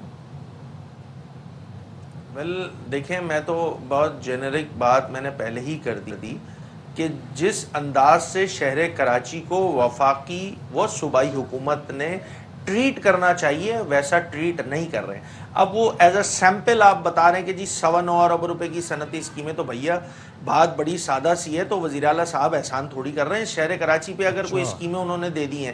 وفاقی حکومت کے لوگوں سے بات کرو, جو مسلم لیگ نواز کے لوگ ہیں, وہ بولتے ہیں جی ہم نے گرین لائن دے دی, ہم K4 پہ کام کر رہے ہیں. K4 10 سالوں سے ہم بھی دیکھ رہے ہیں, سب کے سامنے پانی مل کے نہیں دے رہا ہے. گرین لائن پہ بات کرتے ہیں تو گرین لائن, بھائی یہ سارے پروجیکٹ کوئی احسان تھوڑی کیے جا رہے ہیں. اور ایک ٹیگ لائن استعمال کی جاتی ہے جی کراچی کی عوام کے لیے تحفہ. مجھے ذاتی حیثیت میں شہر کراچی کا باسی ہوں, مجھے شدید اس لفظ سے جو ہے وہ نفرت ہے کہ احسان کیا جا رہا ہے شہر کراچی پہ. کراچی کا حق ہے جو تم لوگوں نے نہیں دیا ہے, چاہے وہ وفاقی حکومت ہو چاہے وہ صوبائی حکومت ہو. اگر وہ حق نہیں دیں گے تو سوال بنے گا. بحیثیت اتحادی وفاقی حکومت ہر موقع پر شہر کراچی کا مقدمہ لڑا گیا ہے. یہ بات سمجھنے کی ضرورت ہے کہ مجھے ایسا لگتا ہے, اللہ کرے میں غلط ہوں, کہ کہیں کنسنسس ڈیولپ ہو گیا ہے تمامی حکومتوں میں کہ شاید سب ایسا ہی چلتے رہنا ہے, کراچی نہیں ٹھیک ہوگا. تو یہ ایک افسوسناک صورتحال ہے. اس اپروچ کو چینج کرنا ہوگا, جس کی جہاں پہ جتنی میجورٹی اس کا وہاں پہ اتنا اختیار, یہی جمہوریت کہتی ہے. اور اسی فارمولے کو سامنے رکھتے ہوئے اگر پالیسیز بنائی جائیں گی تو کراچی کا بھلا ہوگا, کراچی کا بھلا ہوگا, سندھ کا بھلا ہوگا, سندھ کا بھلا ہوگا, پاکستان کا بھلا ہوگا. آپ تو وفاقی حکومت سے کافی نالاں نظر آ رہے ہیں, حالانکہ آپ کی تو نمائندگی ہے MQM پاکستان کی وفاقی حکومت میں. اینی ہاؤ, اب آئین کے آرٹیکل 140 کی اگر ہم بات کریں تو 140A کے تحت اختیارات کی جو نچلی سطح تک منتقلی ہے, اس معاملے پر MQM پاکستان کتنی پر امید ہے؟ ویل ناامیدی تو کفر ہے. ایک کلیہ متحدہ قومی موومنٹ پاکستان کی جانب سے بدلا دیا گیا اور یہ بتلایا کہ جو آپ کی جمہوریت ہے اس پاکستان میں مروجہ, اس میں اگر اس کے ثمرات، اس جمہوریت کے ثمرات لوگوں تک پہنچانے ہیں تو آپ کو آئین میں ترمیم درکار ہوگی. آپ کو آئین میں ترمیم کر کے لوگوں کے مسئلے ڈور اسٹیپ پہ حل کرنے کا اگر کوئی وہیکل موجود ہے اس پاکستان کے آئین میں تو وہ آئین کا آرٹیکل 140A ہے، جس کی تشریح متحدہ قومی موومنٹ پاکستان نے اپنی آئینی ترمیم کے ذریعے آل پارٹیز کانفرنس کر کے 2022 میں حکمراں جماعت ساتھ ساتھ بڑی سیاسی جماعتیں سب کو دے دی. اب کام ان کا ہے، اب لوگوں نے سوال ان سے کرنا ہے. ہمارا کام جتنا تھا اس سے بڑھ کے کام کیا جا چکا ہے اور اس کے علاوہ کوئی وے آؤٹ ہے نہیں. دیکھیں جب تک جمہوریت کے جیسی تیسی بھی جمہوریت ہے اس ملک میں، اس کے ثمرات اگر ایک عام عوام تک نہیں پہنچیں گے، جو کہ آج تک نہیں پہنچ سکے، تو لوگوں کا اس نظام پر سے اعتماد اٹھے گا جو ہم سب کے لیے خطرناک ہوگا. لوگوں کا اعتماد نہ اٹھے، اس لیے لوگوں کو ڈور اسٹیپ پہ فیسلٹی، ضروریات زندگی دینے کی ضرورت ہے اور اس کو دینے کا واحد ٹول جو ہے وہ 140A کی بلدیاتی آئینی ترمیم ہے جو متحدہ قومی موومنٹ پاکستان نے پیش کی تھی. اور یہ ترمیم کوئی ایم کی ترمیم نہیں ہے، یہ ایک عام پاکستانی کی ترمیم. خورشید صاحب ایک چیز مجھے اور بتائیں، اب ہم ذرا مسئلے کے حل کی طرف جاتے ہیں، کیونکہ ہمیں تو جی بتایا جاتا ہے جی کراچی جو ہے نا معیشت کا 60% وفاق کو دیتا ہے، اٹس اے بگ چنک. پھر یہ کہا جاتا ہے جی کہ باوجود اس کے ہم شہر کا بھی حال دیکھ رہے ہیں. پیپلز پارٹی یہ کہہ رہی ہوتی ہے وفاق سے فنڈ نہیں ملے، ایم کا شکوہ ہے جی پیپلز پارٹی کام نہیں کرتی ہے. تو اس کا حل نکلے گا کیسے؟ اب انہوں نے آپ کو انوائٹ کیا ہے تو ذرا حل بھی بتا دیں کیا ہو سکتا ہے. ویل مسئلہ نیتوں کا ہے جناب. آپ کے سوال پہ میں صرف اتنا سا جواب دوں گا، مسئلہ نیتوں کا ہے. دیکھیں وفاق NFC کی مد میں پیسے دے دیتا ہے، صوبہ PFC نہیں دیتا. انفراسٹرکچر سیس کے پیسے آتے ہیں 150-200 ارب روپے، وہ نہیں دیتا. اسی طرح بہت سارے ایسے ہیڈز ہیں جس پہ اگر کراچی شہر کا ڈیو پروپورشن، میں ڈیو پروپورشن کی بات کر رہا ہوں، میں کسی کوئی ایکسٹرا آرڈنری آپ فنڈ دینے کی بات نہیں کر رہا. جو کراچی کا ڈیو پروپورشن ہے اگر وہ شہر کراچی کو پھر لگ جائے گا، بھائی میں تو اس موجودہ بلدیاتی نظام کو امپاور کرنے کی بات کر رہا ہوں جس میں اس شہر کا میئر میری جماعت سے تعلق نہیں رکھتا. میں تو کہتا ہوں پیپلز پارٹی کا میئر ہے، پیپلز پارٹی کے میئر کو فائنینشلی امپاور کرو، ایڈمنسٹریٹولی امپاور کرو، فائنینشلی امپاور کرو تاکہ وہ لوگوں کے مسائل حل کر سکے. موجودہ نظام جو جس صورت میں یہاں پہ موجود ہے اس نظام میں لوگوں کو ڈیلیور نہیں کیا جا سکتا. اور جو وفاقی حکومت نے کراچی اور حیدرآباد کے ترقیاتی منصوبوں کے لیے فنڈز مختص کیے تھے، پیپلز پارٹی اس کا بھی حساب مانگ رہی ہے.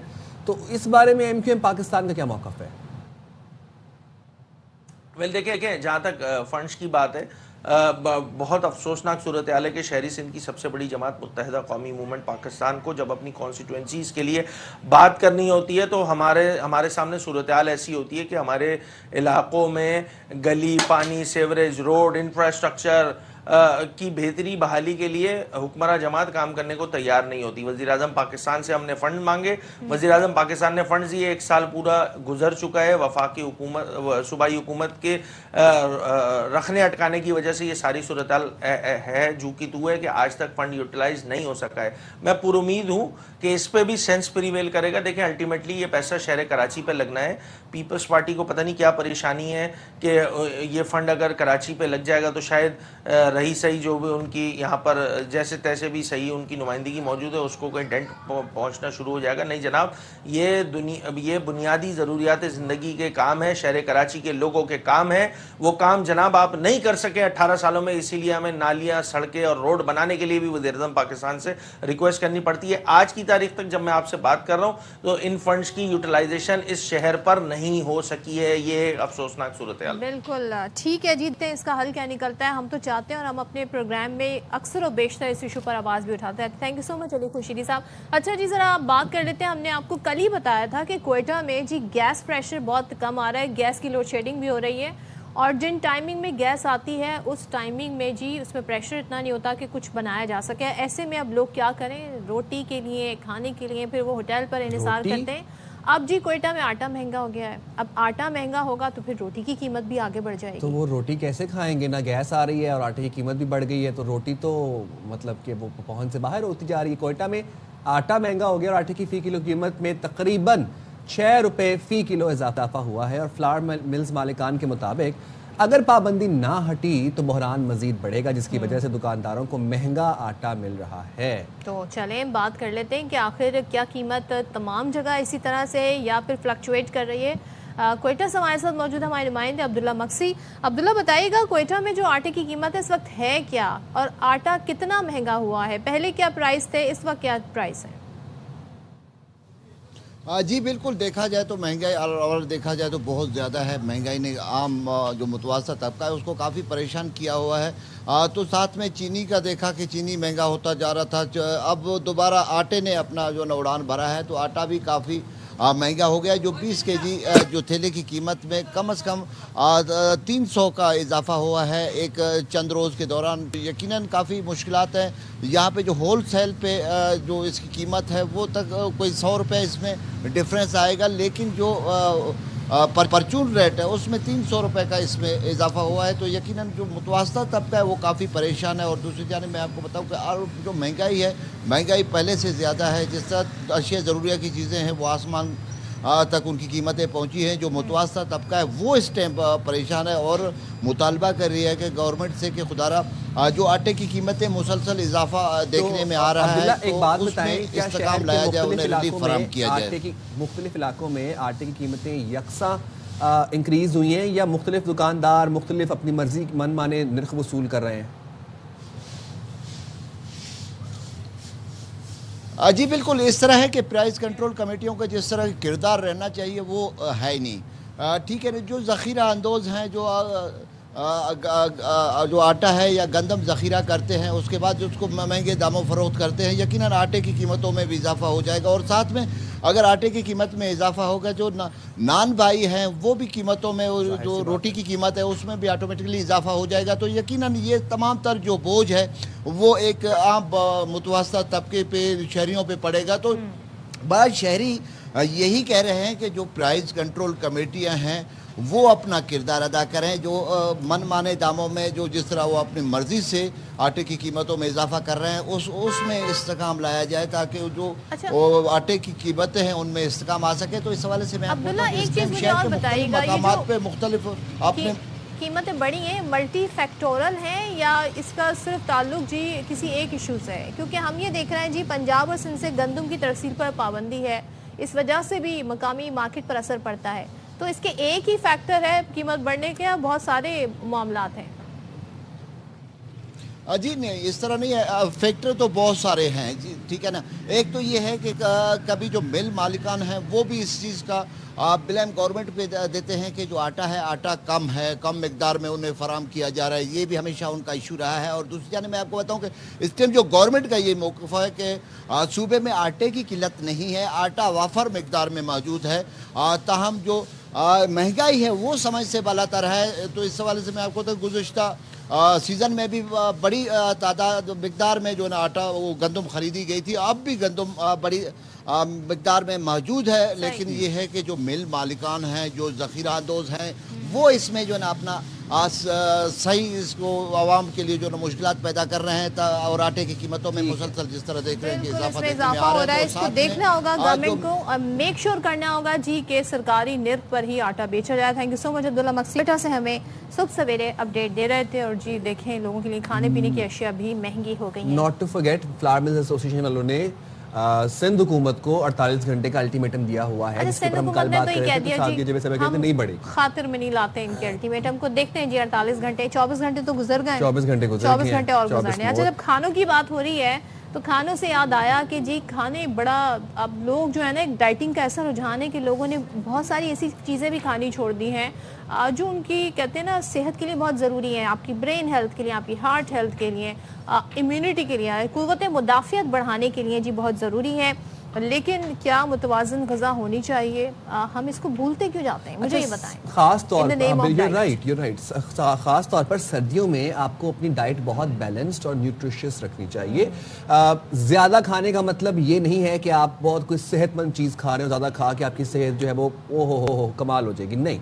आप न्यूट्रिशंस लें, अपने जो आपके जो मैक्रोज हैं, माइक्रोज हैं, उस पर ख्याल करें। एक और रुझान भी आए थे ना सर्दियों के अंदर कि अगर शहद डाल के पिए तो शहद के भर भर के 3-3, 4-4 चम्मच डाल के पी जाते हैं। ड्राई फ्रूट्स खाने बैठते हैं तो पूरा आधा किलो माल्टे खाने बैठते हैं। तो बस ये जो आपने है ना एक तवाज़ुन अपनी डाइट में रखना है। अच्छा, जहाँ तक हम बात कर रहे हैं वो ये भी है कि अक्सर बेशतर लोग बीमार पड़ जाते हैं اور یہ کہا جاتا ہے نزلہ زکام جو ہے اس میں لوگ کہتے ہیں جی ہم نے کینو نہیں کھانا, ہم نے وائٹامن سی ترش پھل ہم نے نہیں کھانے, نہیں تو یہ ایگریویٹ ہو جائے گا.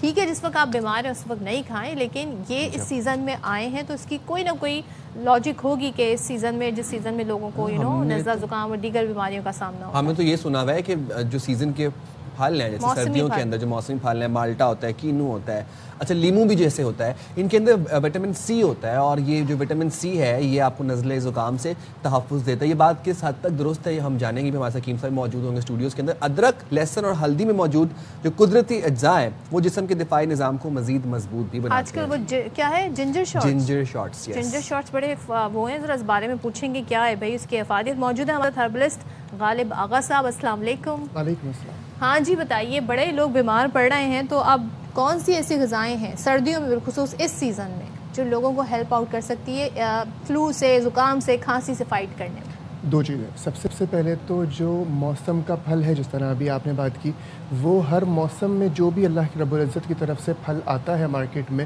وہ اس موسم کی بیماریوں سے بچانے کے لیے ایک بہترین دوا کا کام کرتا ہے. جیسے کہ اگر ہم ابھی کی بات کریں تو اس میں سٹرس فروٹس موجود ہیں جو کہ ہمارے یہاں معذرت گلے کی بیماریاں, امیونٹی کو انکریز کرنا, سور تھراٹ ہونا یا چیسٹ انفیکشن ہونا, یا اوور آل اگر میں دیکھوں تو سٹرس فروٹ ان تمام بیماریوں کے لیے ایک بہترین دوا کا کام کرتا ہے. لوگ تو انہیں کو وہ جو ہاتھ کہہ رہے تھے یہ میں نے کھایا تھا تو میرا گلا خراب ہو گیا. تھوڑا سا کچھ چیزیں ہوتی ہیں جو انسان کو سمجھنی چاہیے. سٹرس فروٹ ایسیڈک ہوتا ہے, ٹھیک ہے, اس کے اندر تھوڑا سا اگر نمک ایڈ کر کے, یا کالا نمک یا نارمل سالٹ جو ہم یوز کرتے ہیں گھر میں, اگر وہ ڈالا جائے تو وہ نارمل ہو جاتا ہے, وہ ایکول ہو جاتا ہے, اور اس میں جو خراش پیدا کرنے کی صلاحیت کم ہو جاتی ہے. بالکل. تو چھوٹی چھوٹی جو ہماری ثقافتیں ہیں نا وہ بہت اچھی ہیں.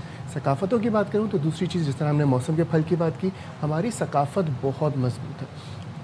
سردیاں آتی ہیں, حلوہ جات کا استعمال بڑھ جاتا ہے, گڑ سے بنی ہوئی چیزوں کا استعمال بڑھ جاتا ہے, نٹس کا استعمال بڑھ جاتا ہے, دیسی گھی کا استعمال بڑھ جاتا ہے, مچھلی کا, انڈے کا, اور کافی, چائے یا ڈفرینٹ قسم کے قہوہ جات کا ٹرینڈ بہت زیادہ ایگریویٹ کرتا ہے ہمارے گھروں میں, اور یہ بہترین ادویات کا کام کرتی ہیں ہماری امیونٹی کو بہتر کرنے کے لیے. کیونکہ سردی میں تھوڑا بہت کانسٹیپیشن کا ایشو آ جاتا ہے, تو ہمارے پاس پھلوں میں گووا, امرود موجود ہوتا ہے, اور اس کے ساتھ ساتھ اگر ہم دیکھیں تو گھروں میں گڑ کا استعمال ہو رہا ہوتا ہے. کسی بھی صورت میں وہ ہمارے نہ صرف یہ کہ امیونٹی کو بہتر کرتا ہے, بلکہ اس کے ساتھ ساتھ جو ہے وہ ہمارے قوت مدافعت کو بہتر کرے گا, اور ساتھ ساتھ سور تھراٹ اور کانسٹیپیشن کے لیے ایک بہترین دوا کا کام. کیا بات ہے. اچھا ویسے میں دیکھ رہی تھی ویسٹ میں اکثر بیشتر ان کے کبھی پوڈ کاسٹ کوئی ان کی ویڈیو آ رہی ہوتی ہے, وہ گھی کو, دیسی گھی کو گھی کہہ رہے ہیں, گھی مطلب ظاہر ہے ان کا پروننسیشن کا مسئلہ ہے, وہ اس کی افادیت پہ آج کل بات کر رہے ہیں کہ دس از دا بیسٹ آپشن, آئل سے بہتر ہے کہ آپ گھی استعمال کریں. تو ہمارے یہاں تو یہ کلچر ہی اب ختم ہوتا جا رہا ہے دیسی گھی کا. تھوڑا سا ایسی بات ہے شاید کہ بہت سارے لوگ شاید اختلاف بھی کریں اس بات پہ, بٹ جب سے ہم نے گھی چھوڑا ہے 3 دہائیوں سے, ہمارے یہاں دل کی بیماریاں اور اوور آل جو کولیسٹرول لیول اور تمام چیزوں کی بیماریاں مستقل بنیاد پہ بڑھی ہیں, کم نہیں ہوئی ہیں. آپ بناسپتی گھی کو بھی انکلوڈ کر رہے ہیں؟ نہیں, میں صرف دیسی گھی کی بات کر رہا ہوں. دیسی گھی ایک بہترین دوا کا کام کرتی ہے. آج کی جو تحقیق ہے وہ یہ کہتی ہے کہ دیسی گھی ہماری شریانوں میں جمع نہیں ہوتا اگر وہ اوریجنل ہے. اور جو ڈفرینٹ قسم کے ہم آئلز اور جو سو کالڈ گھی ہوتا ہے, جو کہ گھی نہیں کہنا چاہیے اس کو, لیکن اگر ہم وہ استعمال کرتے ہیں تو وہ ہماری صحت کے لیے نقصان دہ ہے اور ڈفرینٹ قسم کی بیماریوں کا باعث بن رہا ہے, جس میں جگر کی بھی اور دل کی بھی دونوں بیماریاں موجود ہیں. شوگر کی بھی اگر بات کی جائے تو وہ کہیں نہ کہیں ریلیٹ کرتی ہے ہمارے لیور سے, کیونکہ پینکریاز کا کام لیور سے ریلیٹڈ ہوتا ہے. تو جو ہم تیل یا غلط چیزیں استعمال کر رہے ہیں اس ٹائپ کی جس کی ہم بات کر رہے ہیں, تو وہ یقیناً جگر کو فیٹی کرتی ہیں اور کہیں نہ کہیں شوگر کا باعث بھی بن سکتی ہیں. اچھا, مجھے لگ رہا ہے کہ آپ کا بھی گلا ہے خراب. بالکل, میرا بھی, مجھے بھی نزلہ زکام ہے, ان کو بھی 2-3 دن تک شکایت تھی, سب بیمار ہو رہے ہیں. کراچی میں آپ اپنے لیے کیا ریمیڈی استعمال کرتے ہیں, ہوم ریمیڈی؟ راز کی بات بتا دیں آپ. دیکھیں 2 چیزیں, میں کبھی کبھی ایسی طبیعت بھی ہو جاتی ہے خدا نخواستہ کہ اینٹی بائیوٹک کے بغیر ہم سمجھتے ہیں کہ ٹھیک نہیں ہو پاتا, لیکن میں نے خود بہت دفعہ ریمیڈی استعمال کی اور الحمدللہ اللہ نے شفا دی ہے. 2 لونگ چبا کے کھا لیجیے اچھی طریقے سے, لیکن 2-3 منٹ اسے کھیلیں اور اسے چبا کر کھا لیجیے, اور اس کے ساتھ ساتھ چھوٹا سا ٹکڑا ایک گڑ کا کھا لیں, اور نمک کے پانی سے غرارے کر لیں, گاگلس کر لیجیے. ایک بہترین ریمیڈی ہے سور تھراٹ کے لیے. اور اگر کنجیشن ٹائپ ہو رہا ہے یا آپ کو ایسا لگ رہا ہے کہ بہت زیادہ سردی کی کیفیت ہو رہی ہے, ٹھنڈ بہت زیادہ لگ رہی ہے, ہڈیوں میں تھوڑا بہت درد بھی ہو رہا ہے اس کے ساتھ ساتھ, تو ادرک اور دارچینی کا قہوہ جو کہ شاید ٹریڈیشن میں بھی ہے ہمارے, یہ اگر لے لیا جائے گڑ کے ساتھ یا شہد کے ساتھ, یہ ایک بہترین دوا ہو سکتی ہے. لونگ کو روسٹ کر کے یا جلا کے کھائیں کہ ایسے ہی لونگ کو چبا کے کھا لیجیے, ساتھ میں چھوٹا سا ٹکڑا اس کے بعد گڑ کا کھا لیجیے اور گارگلز کر لیجیے 5-7 منٹ کے بعد. اللہ کا حکم کتنا ہی گلا خراب ہو ٹھیک ہو جائے انشاءاللہ. میں بتا رہا ہوں کہ میرا پرسنل ایکسپیرینس ہے کہ جن لوگوں کو شاید اینٹی بایوٹک کے بغیر وہ ٹھیک نہ بھی ہو رہا ہو, اللہ کا حکم سے ٹھیک ہو جائے. اچھا ذرا فلو شاٹ بتا دیں. فلو شاٹ کہہ رہی ہوں, جنجر شاٹ, یہ بڑا ان ہوا ہے, ٹرینڈی ہے تو لوگ اس طرف زیادہ آ رہے ہیں. دیکھیں کچھ ٹرینڈز بن جاتے ہیں. ایمٹی اسٹمک پی رہے ہیں, ٹھیک ہے یہ بالکل ٹھیک ہے. ادرک بہت زیادہ ہمارے جو اسٹمک ایشوز ہوتے ہیں ان کے لیے بھی بہت بہتر ہے, امیونٹی کو بہتر کرتی ہے, گلے کے انفیکشنز کے لیے بہت زیادہ بہتر دوا ہے. لیکن جیسے میں نے کہا ہماری ثقافت کا حصہ ہے ادرک اور دارچینی کی چائے پینا, بہت سارے گھروں میں آج بھی پی جا رہی ہوتی ہے. تو ہم ٹریڈیشن دیکھیں یا آج کا ٹرینڈ دیکھیں, دونوں کہیں نہ کہیں اب جا کے میچ کر رہا ہے. اور جو ہمارے بزرگوں نے سکھایا ہے سردیوں میں یہ تمام چیزوں کا لینا, کچھ لوگوں کے گھر میں آج بھی بچوں کو اگر نزلہ کھانسی بخار ہوتا ہے تو وہ 2 قطرے ادرک کے پانی کے, مطلب ادرک کو نچوڑ کے اس کا پانی اور 1 چمچہ شہد یہ ملا کر دے رہے ہوتے ہیں. ان کے سور تھروٹ کے لیے اور انفیکشنز کے لیے ایک بہترین دوا کا کام کرتا ہے. کیا بات ہے. اچھا, اور آج کل کے موسم میں لوگ بڑی شکایت کر رہے ہیں کہ ایگزاسشن ہو رہی ہے جی, فٹیگ ہو رہی ہے, جوائنٹس درد کر رہے ہیں, کمر درد ہے, نیند بہت آتی ہے, اس کا کیا حل ہے؟ رات کو سونے سے پہلے 1 گھونٹ نیم گرم پانی میں شہد ملا کر لے لیجئے رات کو سونے سے پہلے, اور صبح اٹھنے کے بعد جب بھی آپ ناشتہ کرتے ہیں تو آپ اشواگندھا کے کیپسول لینا شروع کر دیں. اشواگندھا ایک بہت اچھی جڑی بوٹی ہے اس مقصد کے لیے جو کہ آپ کے اوور آل ہیلتھ کو بہتر کرتی ہے, ہارمونل امبیلنسز کو ٹھیک کرتی ہے, جو کہ فٹیگ کو تھوڑا بہت مینیج کرنے میں مدد کرتی ہے. اشواگندھا کی آپ بات کر رہے ہیں, یہ تو آج کل بڑی فینسی بھی آ گئی ہیں, بڑے بڑے اسٹورز میں پڑی ہوتی ہیں. ہاؤ ڈو وی نو کہ ایکچوئل اشواگندھا کہاں سے کیا ہے؟ اچھا برانڈ یقیناً اچھی ہی چیز بیچ رہا ہوتا ہے. بہت زیادہ ایسی جڑی بوٹی یہ نہیں ہے جو ناپید ہو یا ایسی چیز ہو. جیسے کہ میں بات کروں سلاجیت شاید جتنی بک رہی ہے شاید اتنی نکلتی بھی نہیں ہے. تو اسی طرح رائل جیلی شہد کی جو ہوتی ہے وہ بھی اسی طرح ہے کہ جتنی بنتی نہیں ہے نکلتی نہیں ہے اس سے زیادہ بک رہی ہے. لیکن اشواگندھا کے ساتھ ایسا نہیں ہے, مارکیٹ میں بھری ہوئی ہے. اس کو ڈیلی کھا سکتے ہیں؟ بالکل ڈیلی کھا سکتے ہیں. 500 mg ریکمینڈیڈ ہے, جو کہ 500 to 1000 mg ریکمینڈیڈ ہے پر ڈے, جو کہ لیا جا سکتا ہے. یہ آپ کے ہارمونل امبیلنسز کو بھی بہتر کرتی ہے, فٹیگ کو بھی بہتر کرتی ہے, مسکولر جو اسپازم ٹائپ ہو رہا ہوتا ہے اس کو بھی بہتر کرتی ہے. دین جو سب سے بڑی اس وقت آج کل چیز چل رہی ہے وہ ذہنی کیفیات یا اسٹریس یا انزائٹی ہے, اس میں بہت زیادہ معاون. اچھا ایک چیز وہ ٹاپک سے تھوڑا ہٹ کے, لیکن میں یہ دیکھ رہی تھی جی بالوں کی گروتھ کے لیے آج کل جی پمکن سیڈ کے بھی سپلیمنٹس آ رہے ہیں, یا پھر یہ جو ہم سن فلاور سیڈز کھاتے ہیں, تو یہ فائدہ مند ہے, ان کو کھایا جا سکتا ہے, سائیڈ افیکٹ تو نہیں ہے؟ بہت زیادہ کوئی اس کا بلٹ ان سائیڈ افیکٹ نہیں ہے, لیا جا سکتا ہے, لیکن کوانٹٹی ڈپینڈ کرتی ہے. جیسے ہم جو ٹاپک بھی بات کروں اگر دوبارہ, تو ہم نٹس بہت زیادہ لے رہے ہوتے ہیں, لیکن جس کوانٹٹی میں لے رہے ہوتے ہیں وہ ہمارے پیٹ کی خرابی کا باعث بھی بنتی ہے. تو سب سے امپورٹنٹ چیز ہے, جو بھی چیز لے رہے ہیں وہ دوا کی حیثیت سے یا غذا کی حیثیت سے, اس کا ماڈریشن بہت امپورٹنٹ ہے. چاہے وہ آپ کسی بھی چیز کے لیے لیں, بال گرنے کے لیے آپ پمکن سیڈ لیں یا سن فلاور سیڈ لیں, کوانٹٹی اور کوالٹی یہ 2 چیزیں. تقریباً اگر 50 گرامز کے قریب آپ چھیل کے لے لیں تو وہ کمپیریٹیولی آپ کے لیے صحت کا باعث بنے. بہت شکریہ غالب آغا صاحب, آپ نے پروگرام کے لیے بات کیا اور آپ نے سن لیے, نوٹ ڈاؤن کر لیں. مفید مشورہ بتائیں آپ نے, کیے نوٹ ڈاؤن؟ میں نے تو کر لیا, میں ریپیٹ پروگرام دیکھتا ہوں نا تو اس میں پھر مجھے پتہ چل جائے گا. آپ لوگ بھی دیکھا کریں, میں آپ سے لے رہی ہوں, آپ ناظرین ریپیٹ پروگرام دیکھیں. ہم جائیں گے چھوٹی سی بریک پہ, حاضر ہوں گے بریک کے بعد. اسٹے دیئر ود اس.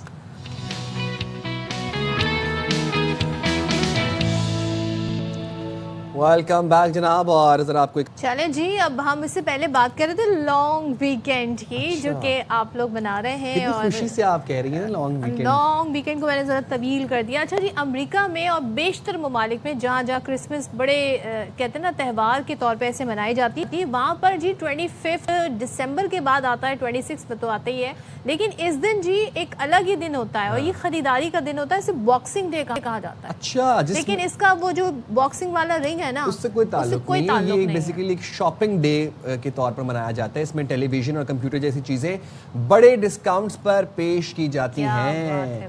تو وہ جو کینیڈا والی پپو لے کے آتی ہے نا گفٹس, وہ انہی باکسنگ ڈے سے اکثر پرچیز کیے ہوتے ہیں. اب کینیڈا والی پپو نے بات سن لی ہے, اب وہ کہیں گے ٹھیک ہے میں نہیں لاؤں گی, اب میرے تو یہ بھائی خریدار سارا سال اس دن کا انتظار کرتے ہیں. اور سوال یہ ہے کہ اسے باکسنگ ڈے کیوں کہا جاتا ہے؟ بھائی اس لیے کہا جاتا ہے کہ وہ جو باکس ہوتے ہیں نا جو چرچ میں رکھے ہوتے ہیں اس میں لوگ ڈونیشنز دے رہے ہوتے ہیں, تو وہاں پہ وہاں سے اصطلاح نکلی ہے جو باکس ہے اس سے ہی, اور جو پھر گفٹس بھی تحائف بھی دیے جاتے ہیں تو وہ باکس میں دیے جاتے ہیں. تو یہ تصور جی پایا جاتا ہے.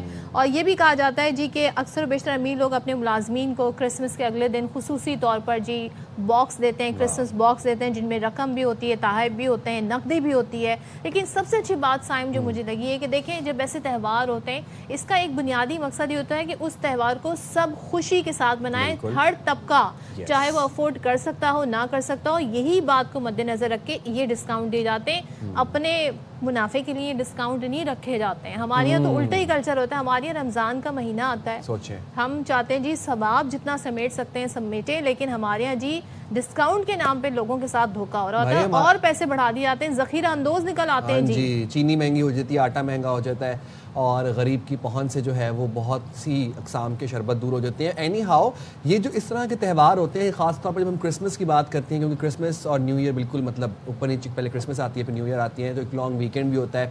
اب یہ جو باکسز ایکسچینج ہوتے ہیں یہ بیسیکلی اس کا مٹیریلی اتنی اس کی امپورٹنس نہیں ہے جتنی سگنیفیکینس اس کی as an exchange yes gesture کی ہے, اور ایفرٹس ایکسچینج ہوتی ہیں, پازیٹیوٹی پیار کی ایک علامت ہوتی ہے. تو یہ ایک بڑا اچھا کلچر ہے. آئی بلیو کہ آپ جتنا گیو کریں نا کمیونٹی کو اتنا ہی اچھا ہے, اور وہ ہمیشہ آپ کے پاس کسی نہ کسی طریقے سے لوٹ کے واپس ضرور آتا ہے. So believe in giving and stop hoarding please. Giving سے مجھے ہورڈنگ یاد آ اس پہ ویسے کبھی ہم بات کریں گے جو ہم نے جمع کر کے مال چیزیں, اب ہماری ہم ریکوائرمنٹ بھی نہیں ہے لیکن ہمیں لگتا ہے شاید یہ مارکیٹ سے ختم ہو جائے گی, ڈسکاؤنٹ نہیں ملے گا تو پھر بعد میں کیسے ملے گی, ذرا ہولا ہاتھ رکھے پھر آ جائے گی دوبارہ. اچھا جی کیونکہ وہ تو کام ہی ان کا یہ آپ کو چیزیں بیچنا. ہم جب دسمبر کی بات کر رہے ہیں, دسمبر میں شاعری, دسمبر میں خیر میں شاعری پہ کہاں چلے گی, بہت سارے فیسٹیول بھی ہوتے ہیں. شاعری پہ آپ صحیح آئیے کیونکہ فیسٹیول ایک ہو رہا ہے کراچی میں, اور وہ 4 روزہ عالمی اردو کانفرنس ہے جس کا آغاز ہو چکا ہے اور آج دوسرا دن ہے. پہلے روز ہم نے دیکھا کہ جناح اور پاکستان کے عنوان سے نشست کا اہتمام کیا گیا. محفل میں غزل میں محمد علی اور محمد زبیر نے سامعین کو خوب محسوس کیا. پھر سندھی مشاعرے کا اہتمام بھی کیا گیا تھا. اب اس اردو کانفرنس میں 50 سے زائد علمی نشستیں ہوں گی. اچھا جی, سندھی, پنجابی, پشتو, بلوچی ہماری خوبصورت زبانیں ہیں, ساتھ ساتھ اردو کے ان زبانوں کے سیشن بھی شامل ہیں. ادب کے جو دلدادہ افراد ہیں ان کے لیے کتب میلہ بھی سجایا گیا ہے, اور ابھی ریسنٹلی بک فیئر ہوا ہے. مجھے سن کے اچھا لگا, نمبر اور بھی بڑھ سکتے ہیں, 5 لاکھ سے زائد لوگوں نے جی وزٹ کیا تھا اس بک فیئر کو. تو یہ پاکستان میں ایک بڑا اچھا کلچر ڈیولپ ہو گیا ہے. ہم دیکھتے ہیں جی احمد شاہ صاحب کو اس کا کریڈٹ ضرور دینا چاہیے. اس سے پہلے جی ہمارا کون سا فیسٹیول ہوا تھا, کلچر فیسٹیول ہوا, اس کے بعد جی اردو کانفرنس ہوتی ہے. تو بڑا خوبصورت یہ ایک پلیٹ فارم ہے جس کے ذریعے ہم اپنی تہذیب کو, روایت کو, اپنی زبان کو جی, خاص طور پہ جو شاعری ہے آج کل کے ڈیجیٹل دور میں جی شاعری کی کیا بات ہے, اس کو ہم پروان چڑھاتے ہیں. کبھی آپ چیٹ جی پی ٹی سے کوئی شعر مت لکھوائیے, کیوں نہیں لکھتا, ایسے ایسے لفظ لے کر آئے گا کیونکہ اس کو کافیے سے قافیہ ملانا ہوتا ہے. تو وہ ورڈ کی جب آپ میننگ پوچھیں گے تو وہ آپ کو آگے سے بتائے گا جی کہ اس کا تو کوئی مطلب ہی نہیں ہے, تو میں نے بس سنک کرنے کے لیے رائمنگ کرنے کے لیے میں نے ورڈ ایڈ کر. چیٹ جی پی ٹی بھی نا ایک الگ ہی ٹینجنٹ کے اوپر چل رہا ہے. وہ تو مطلب چیٹ جی کی ایک الگ ہی دنیا ہے. اب تو خیر ویورز یہ سوشل میڈیا کے اوپر یہ والی بھی چیز کی شکایت کر رہے ہیں کہ چیٹ جی پی ٹی جب آپ سے بات کر رہا ہوتا ہے یا ویسے بھی نارملی کیمرہ جو ہوتا ہے وہ آن ہوتا ہے. اچھا ہاں جی, وہ باقاعدہ سوشل میڈیا پہ ویڈیوز وائرل ہوئی, میں آپ کو بھیجوں گا. بڑی اسکیری چیز ہے یہ کہ جب آپ سے بات کر رہا ہوتا ہے ہمارا ہم پہ کتنی نظر رکھی ہوئی ہے. اب چیٹ جی پی ٹی کو کیا ضرورت ہے جی کیمرہ اور مائک آن رکھنے کی, ان کو پھر پتہ ہوتا ہے نا کون سا ایڈ انہیں پھینکنا ہے, کیا باتیں کرنا ہے, کیا سوچنا ہے, کون سا شوز خریدنے ہیں, کیا خریدنا ہے. اچھا جی ہم یہاں پہ آپ کو واپس ہی چلتے ہیں. کل ہم نے قائد اعظم محمد علی جناح کا دن منایا کیونکہ ان کا یوم پیدائش تھا. تو ہم آپ کو یہ بتائیں کہ جی زیارت قائد اعظم ریزیڈنسی جہاں پہ آخری دنوں میں قائد اعظم نے قیام کیا, وہاں پر جی بانی پاکستان محمد علی جناح کے یوم پیدائش پر پروقار تقریب کا انعقاد ہوا, اور وزیر اعلیٰ سرفراز بگٹی کور کمانڈر بلوچستان آئی جی ایف سی بلوچستان نارتھ نے تقریب میں شرکت کی. اور قبائلی حمایتین گلگت بلتستان, آزاد کشمیر سے معزز مہمان اور مقامی افراد بھی تقریب میں شریک تھے. تقریب میں بچوں نے ملی نغمے اور تقاریر پیش کی اور بابا قوم کو شاندار خراج عقیدت پیش کیا. محمد علی جناح صاحب کے یوم ولادت پہ ہم یہاں آج آئے ہیں اس جشن کو منانے کے لیے کہ جو ان کی خدمات اس قوم کے لیے ہم ان کو خراج تحسین پیش کرتے ہیں. اس سے ہمیں پتہ چلتا ہے کہ ہمارے رہنماؤں نے جو ہمارے لیے جدوجہد کی, انہوں نے جو ہمارے لیے قربانیاں دی, وہ آج بھی راہ گار نہیں گئی. اچھا جی, اب ذرا آپ کو ایک تھوڑی افسوسناک خبر بھی دیتے ہیں اور دل بڑا مایوس ہوتا ہے اور افسردہ ہوتا ہے جب اس طرح کی خبریں سامنے آتی ہیں.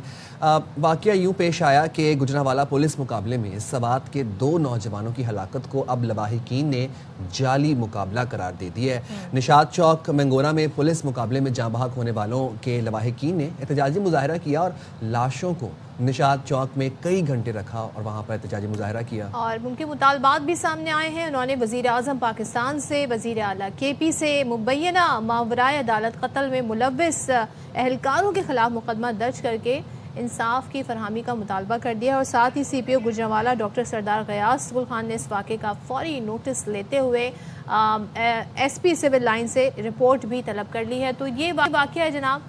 اب غلام فرید ہمارے ساتھ موجود ہے. ذرا ہم جانتے ہیں کہ مطالبات کیا ہیں, کیا حالات رہے ہیں, پولیس کا اس پہ ورژن کیا ہے. تو غلام فرید ذرا ہمیں ڈیٹیل بتائیں اس واقعے سے متعلق. اچھا جی, یہ 23 اور 24 دسمبر کی درمیانی شب گجرانوالہ میں ایک پولیس مقابلہ ہوا جس میں 2 کرائے کے جو شوٹر تھے اکرام اللہ اور شعیب, جو مبینہ طور پر اپنے ہی ساتھیوں کی فائرنگ سے ہلاک ہوئے, جبکہ ان کے 3 جو ساتھی ہیں وہ اندھیرے کا فائدہ اٹھاتے ہوئے فرار ہو گئے. پولیس کے مطابق ہلاک ملزمان نے 5 دسمبر کی صبح سیالکوٹ روڈ پر مسیحی برادری کے پادری کامران ناز کو فائرنگ کر کے قتل کر دیا تھا جب وہ گھر سے اپنی بیٹی کو اسکول چھوڑنے جا رہا تھا. پس پردہ جو اس کی کہانی ہے وہ یہ ہے کہ پادری کامران راولپنڈی کا رہائشی ہے جو شادی کے بعد گجرانوالہ میں ہی رہائش اختیار کر چکا تھا. پادری کی 38 سالہ جو بیوی ہے سلمینہ, اس نے نجم الثاقب نامی شخص جو ہے اسے مراسم قائم کر رکھے تھے. آشنا جو نجم الثاقب ہے وہ گجرانوالہ کا رہائشی ہے. غلام فرید ایک بات بتائیں, یہ ذرا ہمیں یہ بتائیں کہ پولیس کا کیا موقف ہے اس کے اوپر. یہ جو قتل ہوا ہے یہ اس میں ان کا کیوں الزام دے رہے ہیں لواحقین؟ اچھا, یہ قتل جو یہ کرائے کے قاتل تھے یہ ان کا جو ثابت ہو چکا ہے, پوری انویسٹیگیشن ہوئی ہے یہاں گجرانوالہ میں. تو انہوں نے شوٹر جو تھے انہوں نے 33 لاکھ لے کر انہوں نے جو ہے پادری کو قتل کیا ہے. تو پھر جو نوجوان جو قتل ہوئے ہیں ان کے لواحقین منگورا نشاط چوک پر کس بات کا احتجاج کر رہے ہیں؟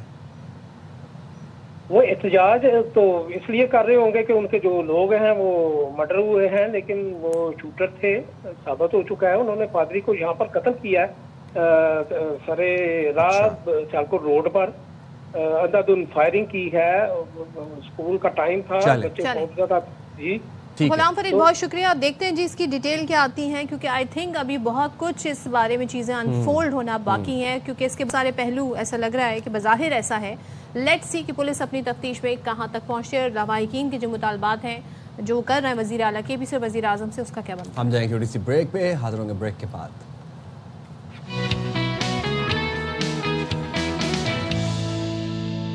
ویلکم بیک جناب. جب ہم صدف سندھ کی بات کرتے ہیں, سندھ کے کلچر کی, سندھ کے ثقافت, ہیریٹیج کی بات کرتے ہیں, تو it's very enriched. The soil is very enriched with ہزاروں سال پرانی تہذیب ہے. ہزاروں سال. اور جب ہم کلچرل انسٹرومنٹس کی بات کرتے ہیں تو بہت سے ایسے انسٹرومنٹس ہیں جو کہ بہت پہلے قدیم زمانوں میں میوزیشینز یوز کرتے تھے اور آج ہم ان کو کہیں نہ کہیں بھلاتے جا رہے ہیں. ان میں سے ایک انسٹرومنٹ صدف ہے جس کو کہتے ہیں بورندو, اور یونیسکو کے ثقافتی ورثے کی فہرست میں اس انسٹرومنٹ کو شامل کیا گیا ہے. اب مجھے پتا ہے کہ آپ لوگوں نے شاید بہت لوگوں نے پہلی دفعہ اس کا نام سنا, میں نے بھی اس کا نام جی, لیکن یونیسکو کی دیکھ لیں فہرست میں شامل ہو گیا بورندو. کیا بات ہے. اچھا, ہمیں اس بارے میں اتنا نہیں ہے, لیکن ہمیں جو مزید انفارمیشن دے رہی ہیں وہ ہماری نمائندہ رپورٹر موجود ہیں عشرت خان. ان کی ایک رپورٹ ہے اور اس حوالے سے ایک تقریب بھی ہوئی تھی, اس کا احوال وہ بتا رہی ہیں. سندھ کا قدیم روایتی ساز بورنڈو باضابطہ طور پر یونیسکو کی عالمی تحفظ ثقافتی ورثے کی فہرست میں شامل.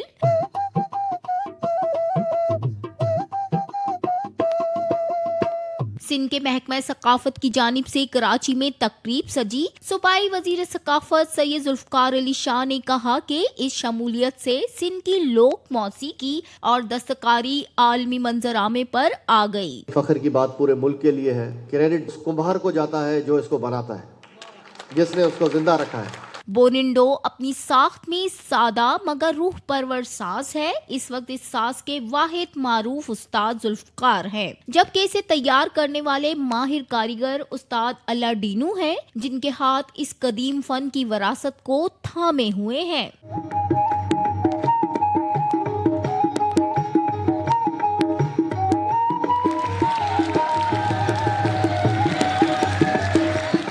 यूनेस्को और हुकूमत पाकिस्तान ने इस बात पर जोर दिया कि जदीदियत और मौसमियाती तब्दीलियों के चैलेंजेस के सामने इस नाजुक विरसे को जिंदा रखने के लिए इन फनकारों की मदद करना वक्त की अहम जरूरत है। कैमरामैन मुस्तंजर हुसैन के साथ इशरत खान, ARY न्यूज, कराची।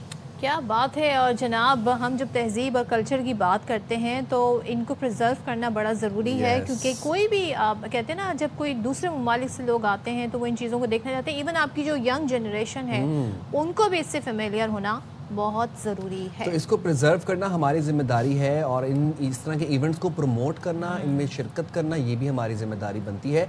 और अब ये जो बोरिंडो था, ये तो थैंक्स टू इशरत खान के वो शी ब्रॉट इट अप और हमें पता चल गया, वरना हमें तो ना पता चलता। और आप देखिए कितनी वो कहते हैं ना, महसूर कुन उसकी वो धुन थी, दिल को सहला देने वाली। सारे मौसीकी के आलात हों, साज हों, उसके बावजूद भी आप देखें इसकी अकेले धुन कितनी खूबसूरत बन सकती है। अच्छा जी, एक अपडेट है वो शामिल कर लेते हैं। और पंजाब है, वो एक ऑर्डिनेंस के ज़रिए उन्होंने जी कहा था कि 90 दिन में लोगों का जो प्रॉपर्टी का कब्ज़ा है वो ख़त्म कराएंगे। उसके हवाले से जी ये सारा मामला भी है, और उस पर फिर मरीम नवाज साहिबा ने कहा था कि हम एक अच्छा इक़दाम लेकर आए थे और इससे हम कब्ज़े ख़त्म कराना चाहते हैं, लेकिन ज़ाहिर अभी अदालत में मामला है, देखते हैं क्या हल निकलता है। एक शेर मेरे दिमाग में आया है मूविंग फॉरवर्ड, अचानक से ही मैं ज़रा वो आपको सुनाना चाहता हूँ। वो शेर कुछ ऐसा है, शायरा लिखती हैं कि वो तो खुशबू है, हवाओं में बिखर जाएगा, समझ गई, मसला फूल का है, फूल किधर जाएगा। ये परवीन शाकिर का शेर है, मोहब्बत और खुशबू की शायरा Parveen Shakir, we all know हर।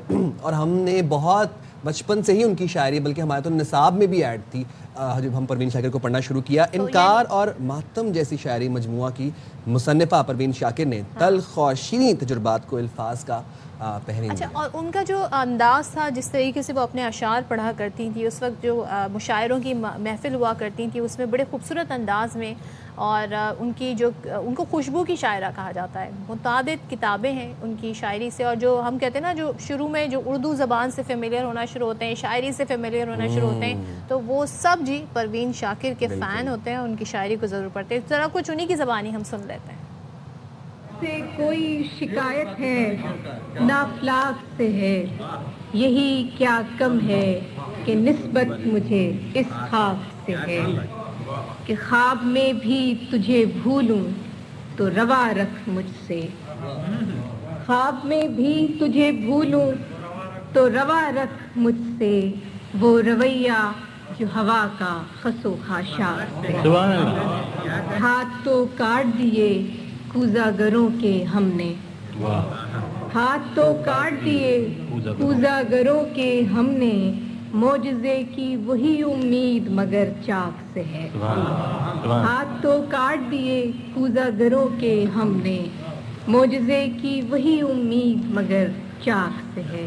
सबसे नज़र बचा के वो मुझको कुछ ऐसे देखता, सबसे नज़र बचा के वो मुझको कुछ ऐसे देखता, एक दफा तो रुक गई गर्दिशे माहो साल की। सबसे नजर बचा के वो मुझको कुछ ऐसे देखता। परवीन शाकिर, उनकी अगर हम बात करें तो उर्दू अदब की दुनिया में उनका बड़ा अहम किरदार है। खुशबू, सदेबर, खुद कलामी, इनकार और माहिर तमाम जैसे शायरी मजमुओं की मुसन्निफा हैं, और कहते हैं ना, उन्होंने तल्ख और शीरी जज्बात को उन्होंने अल्फाज का पैरहन दिया। उनको आलमी शायरा होने का एजाज़ भी हासिल है। आदमजी award, pride of performance award से भी नवाजा गया। और कुछ उनकी गज़लें हैं जिन्हें बाकायदा हमारे मारूफ सिंगर्स ने गानों के तौर पर भी पेश किया, ज़रा वो भी देख लेते हैं। تو 26 دسمبر 1994 کو کار حادثے میں ان کا انتقال ہوا، اور اس کے بعد جی F7 اسلام آباد میں ان کے نام سے ایک منسوب روڈ بھی ہے، اور صرف 42 برس کی عمر میں ہی وہ اس دنیا سے رخصت ہو گئے۔ ایک میرا بڑا فیوریٹ شعر ہے پروین شاکر صاحبہ کا، وہ لکھتی ہیں کہ ہم تو سمجھے تھے ایک زخم ہے بھر جائے گا، کیا خبر تھی کہ رگے جاں میں اتر جائے گا۔ کیا بات ہے، آج تو آپ کو کہتے ہیں نا بڑے شعر یاد آ رہے ہیں پروین شاکر صاحبہ۔ دل کے وہ والے تار چھڑ گئے ہیں آج جو کہ نہیں چھڑنے چاہیے تھے، کیونکہ صرف ہم پروین شاکر صاحبہ کی بات کر رہے تھے، but at the end winding everything up, ہم ذرا ویدر سے ہی، کیونکہ ہم آغاز کرتے ہیں تو ویدر کی ہی آپ کو جاتے جاتے بھی ویدر کی بات کر لیتے ہیں، لوگوں کا لانگ ویکنڈ بھی چل رہا ہے۔ لانگ ویکنڈ چل رہا ہے تو رشیا کا ایک شہر ہے جناب، وہ آپ کو ذرا دکھاتے ہیں جہاں پر تو سردی کی انتی ہو گئی۔ یہ مجھے کسی فلم کا سین لگ رہا ہے، ٹو بی آنیسٹ مجھے ایسا لگ رہا ہے یہ کوئی ویژول ایفیکٹس ہیں۔ آپ ڈرون شاٹ چیک کریں اور آپ یہ منی ہارس چیک کریں، یہاں رہ کیسے رہے، سروائیو کیسے کرتے ہیں اتنی سردی میں بھائی۔ آپ یہ دیکھیں کہ ہم تو خیر کراچی والے تو ترس ہی گئے سردی دیکھنے کے لیے، ایسی سردی نہیں دیکھنی ہمیں، لیکن یہاں پہ کتنی مزے کی سردی، اور آپ دیکھیں ان کا وارڈروب چیک کر رہی ہیں آپ، کیا پیک فیشن وارڈروب چل رہا ہے ان کا بھائی۔ تو یہ جناب سردی ہو رہی ہے اور آپ دیکھ رہے ہیں کیا روسی شہر ہے جی، اور اس میں پارا -56 ڈگری تک گر گیا ہے، -56 اندازہ لگائیں، اور اس میں پیش گوئی مزید ہوئی ہے کہ -60 تک جائے گا۔ اب مجھے نہیں پتا یہاں پر کس طریقے سے لوگ، یہ سائیکل ہے جو بالکل اسٹیٹک ہو گئی، اپنی جگہ جم گئی ہے، پتہ نہیں لوگ یہاں کیسے گزر بسر مشکل تو ہوگا، but as we can see in the footage کی اچھی خاصی پاپولیشن ہے اس شہر کی، اور پھر وہی بات ہے نا کہ ود ٹائم انسان ایوالو کرتا ہے، اڈیپٹ کرتا ہے to the weather conditions, to the situation, to the settings, اور پھر اس کے ساتھ ساتھ جو ہے وہ انسان پھر اپنا سروائیول سیکھ لیتا ہے۔ This is what we call survival actually. جی ہاں، اور ساتھ ہی جناب یہ بھی کہ اپنا خیال رکھیں، موسم جی چینج ہو رہا ہے تو اس میں ذرا ویدر کے حساب سے ہی آپ کوشش کریں کہ اپنی ٹائمنگ، اپنی جو ایونٹس ہیں اس کو اسکیجول کریں۔ ہمیں دیں اجازت اور اپنا بہت خیال رکھیے گا۔ اللہ حافظ، پاکستان زندہ باد۔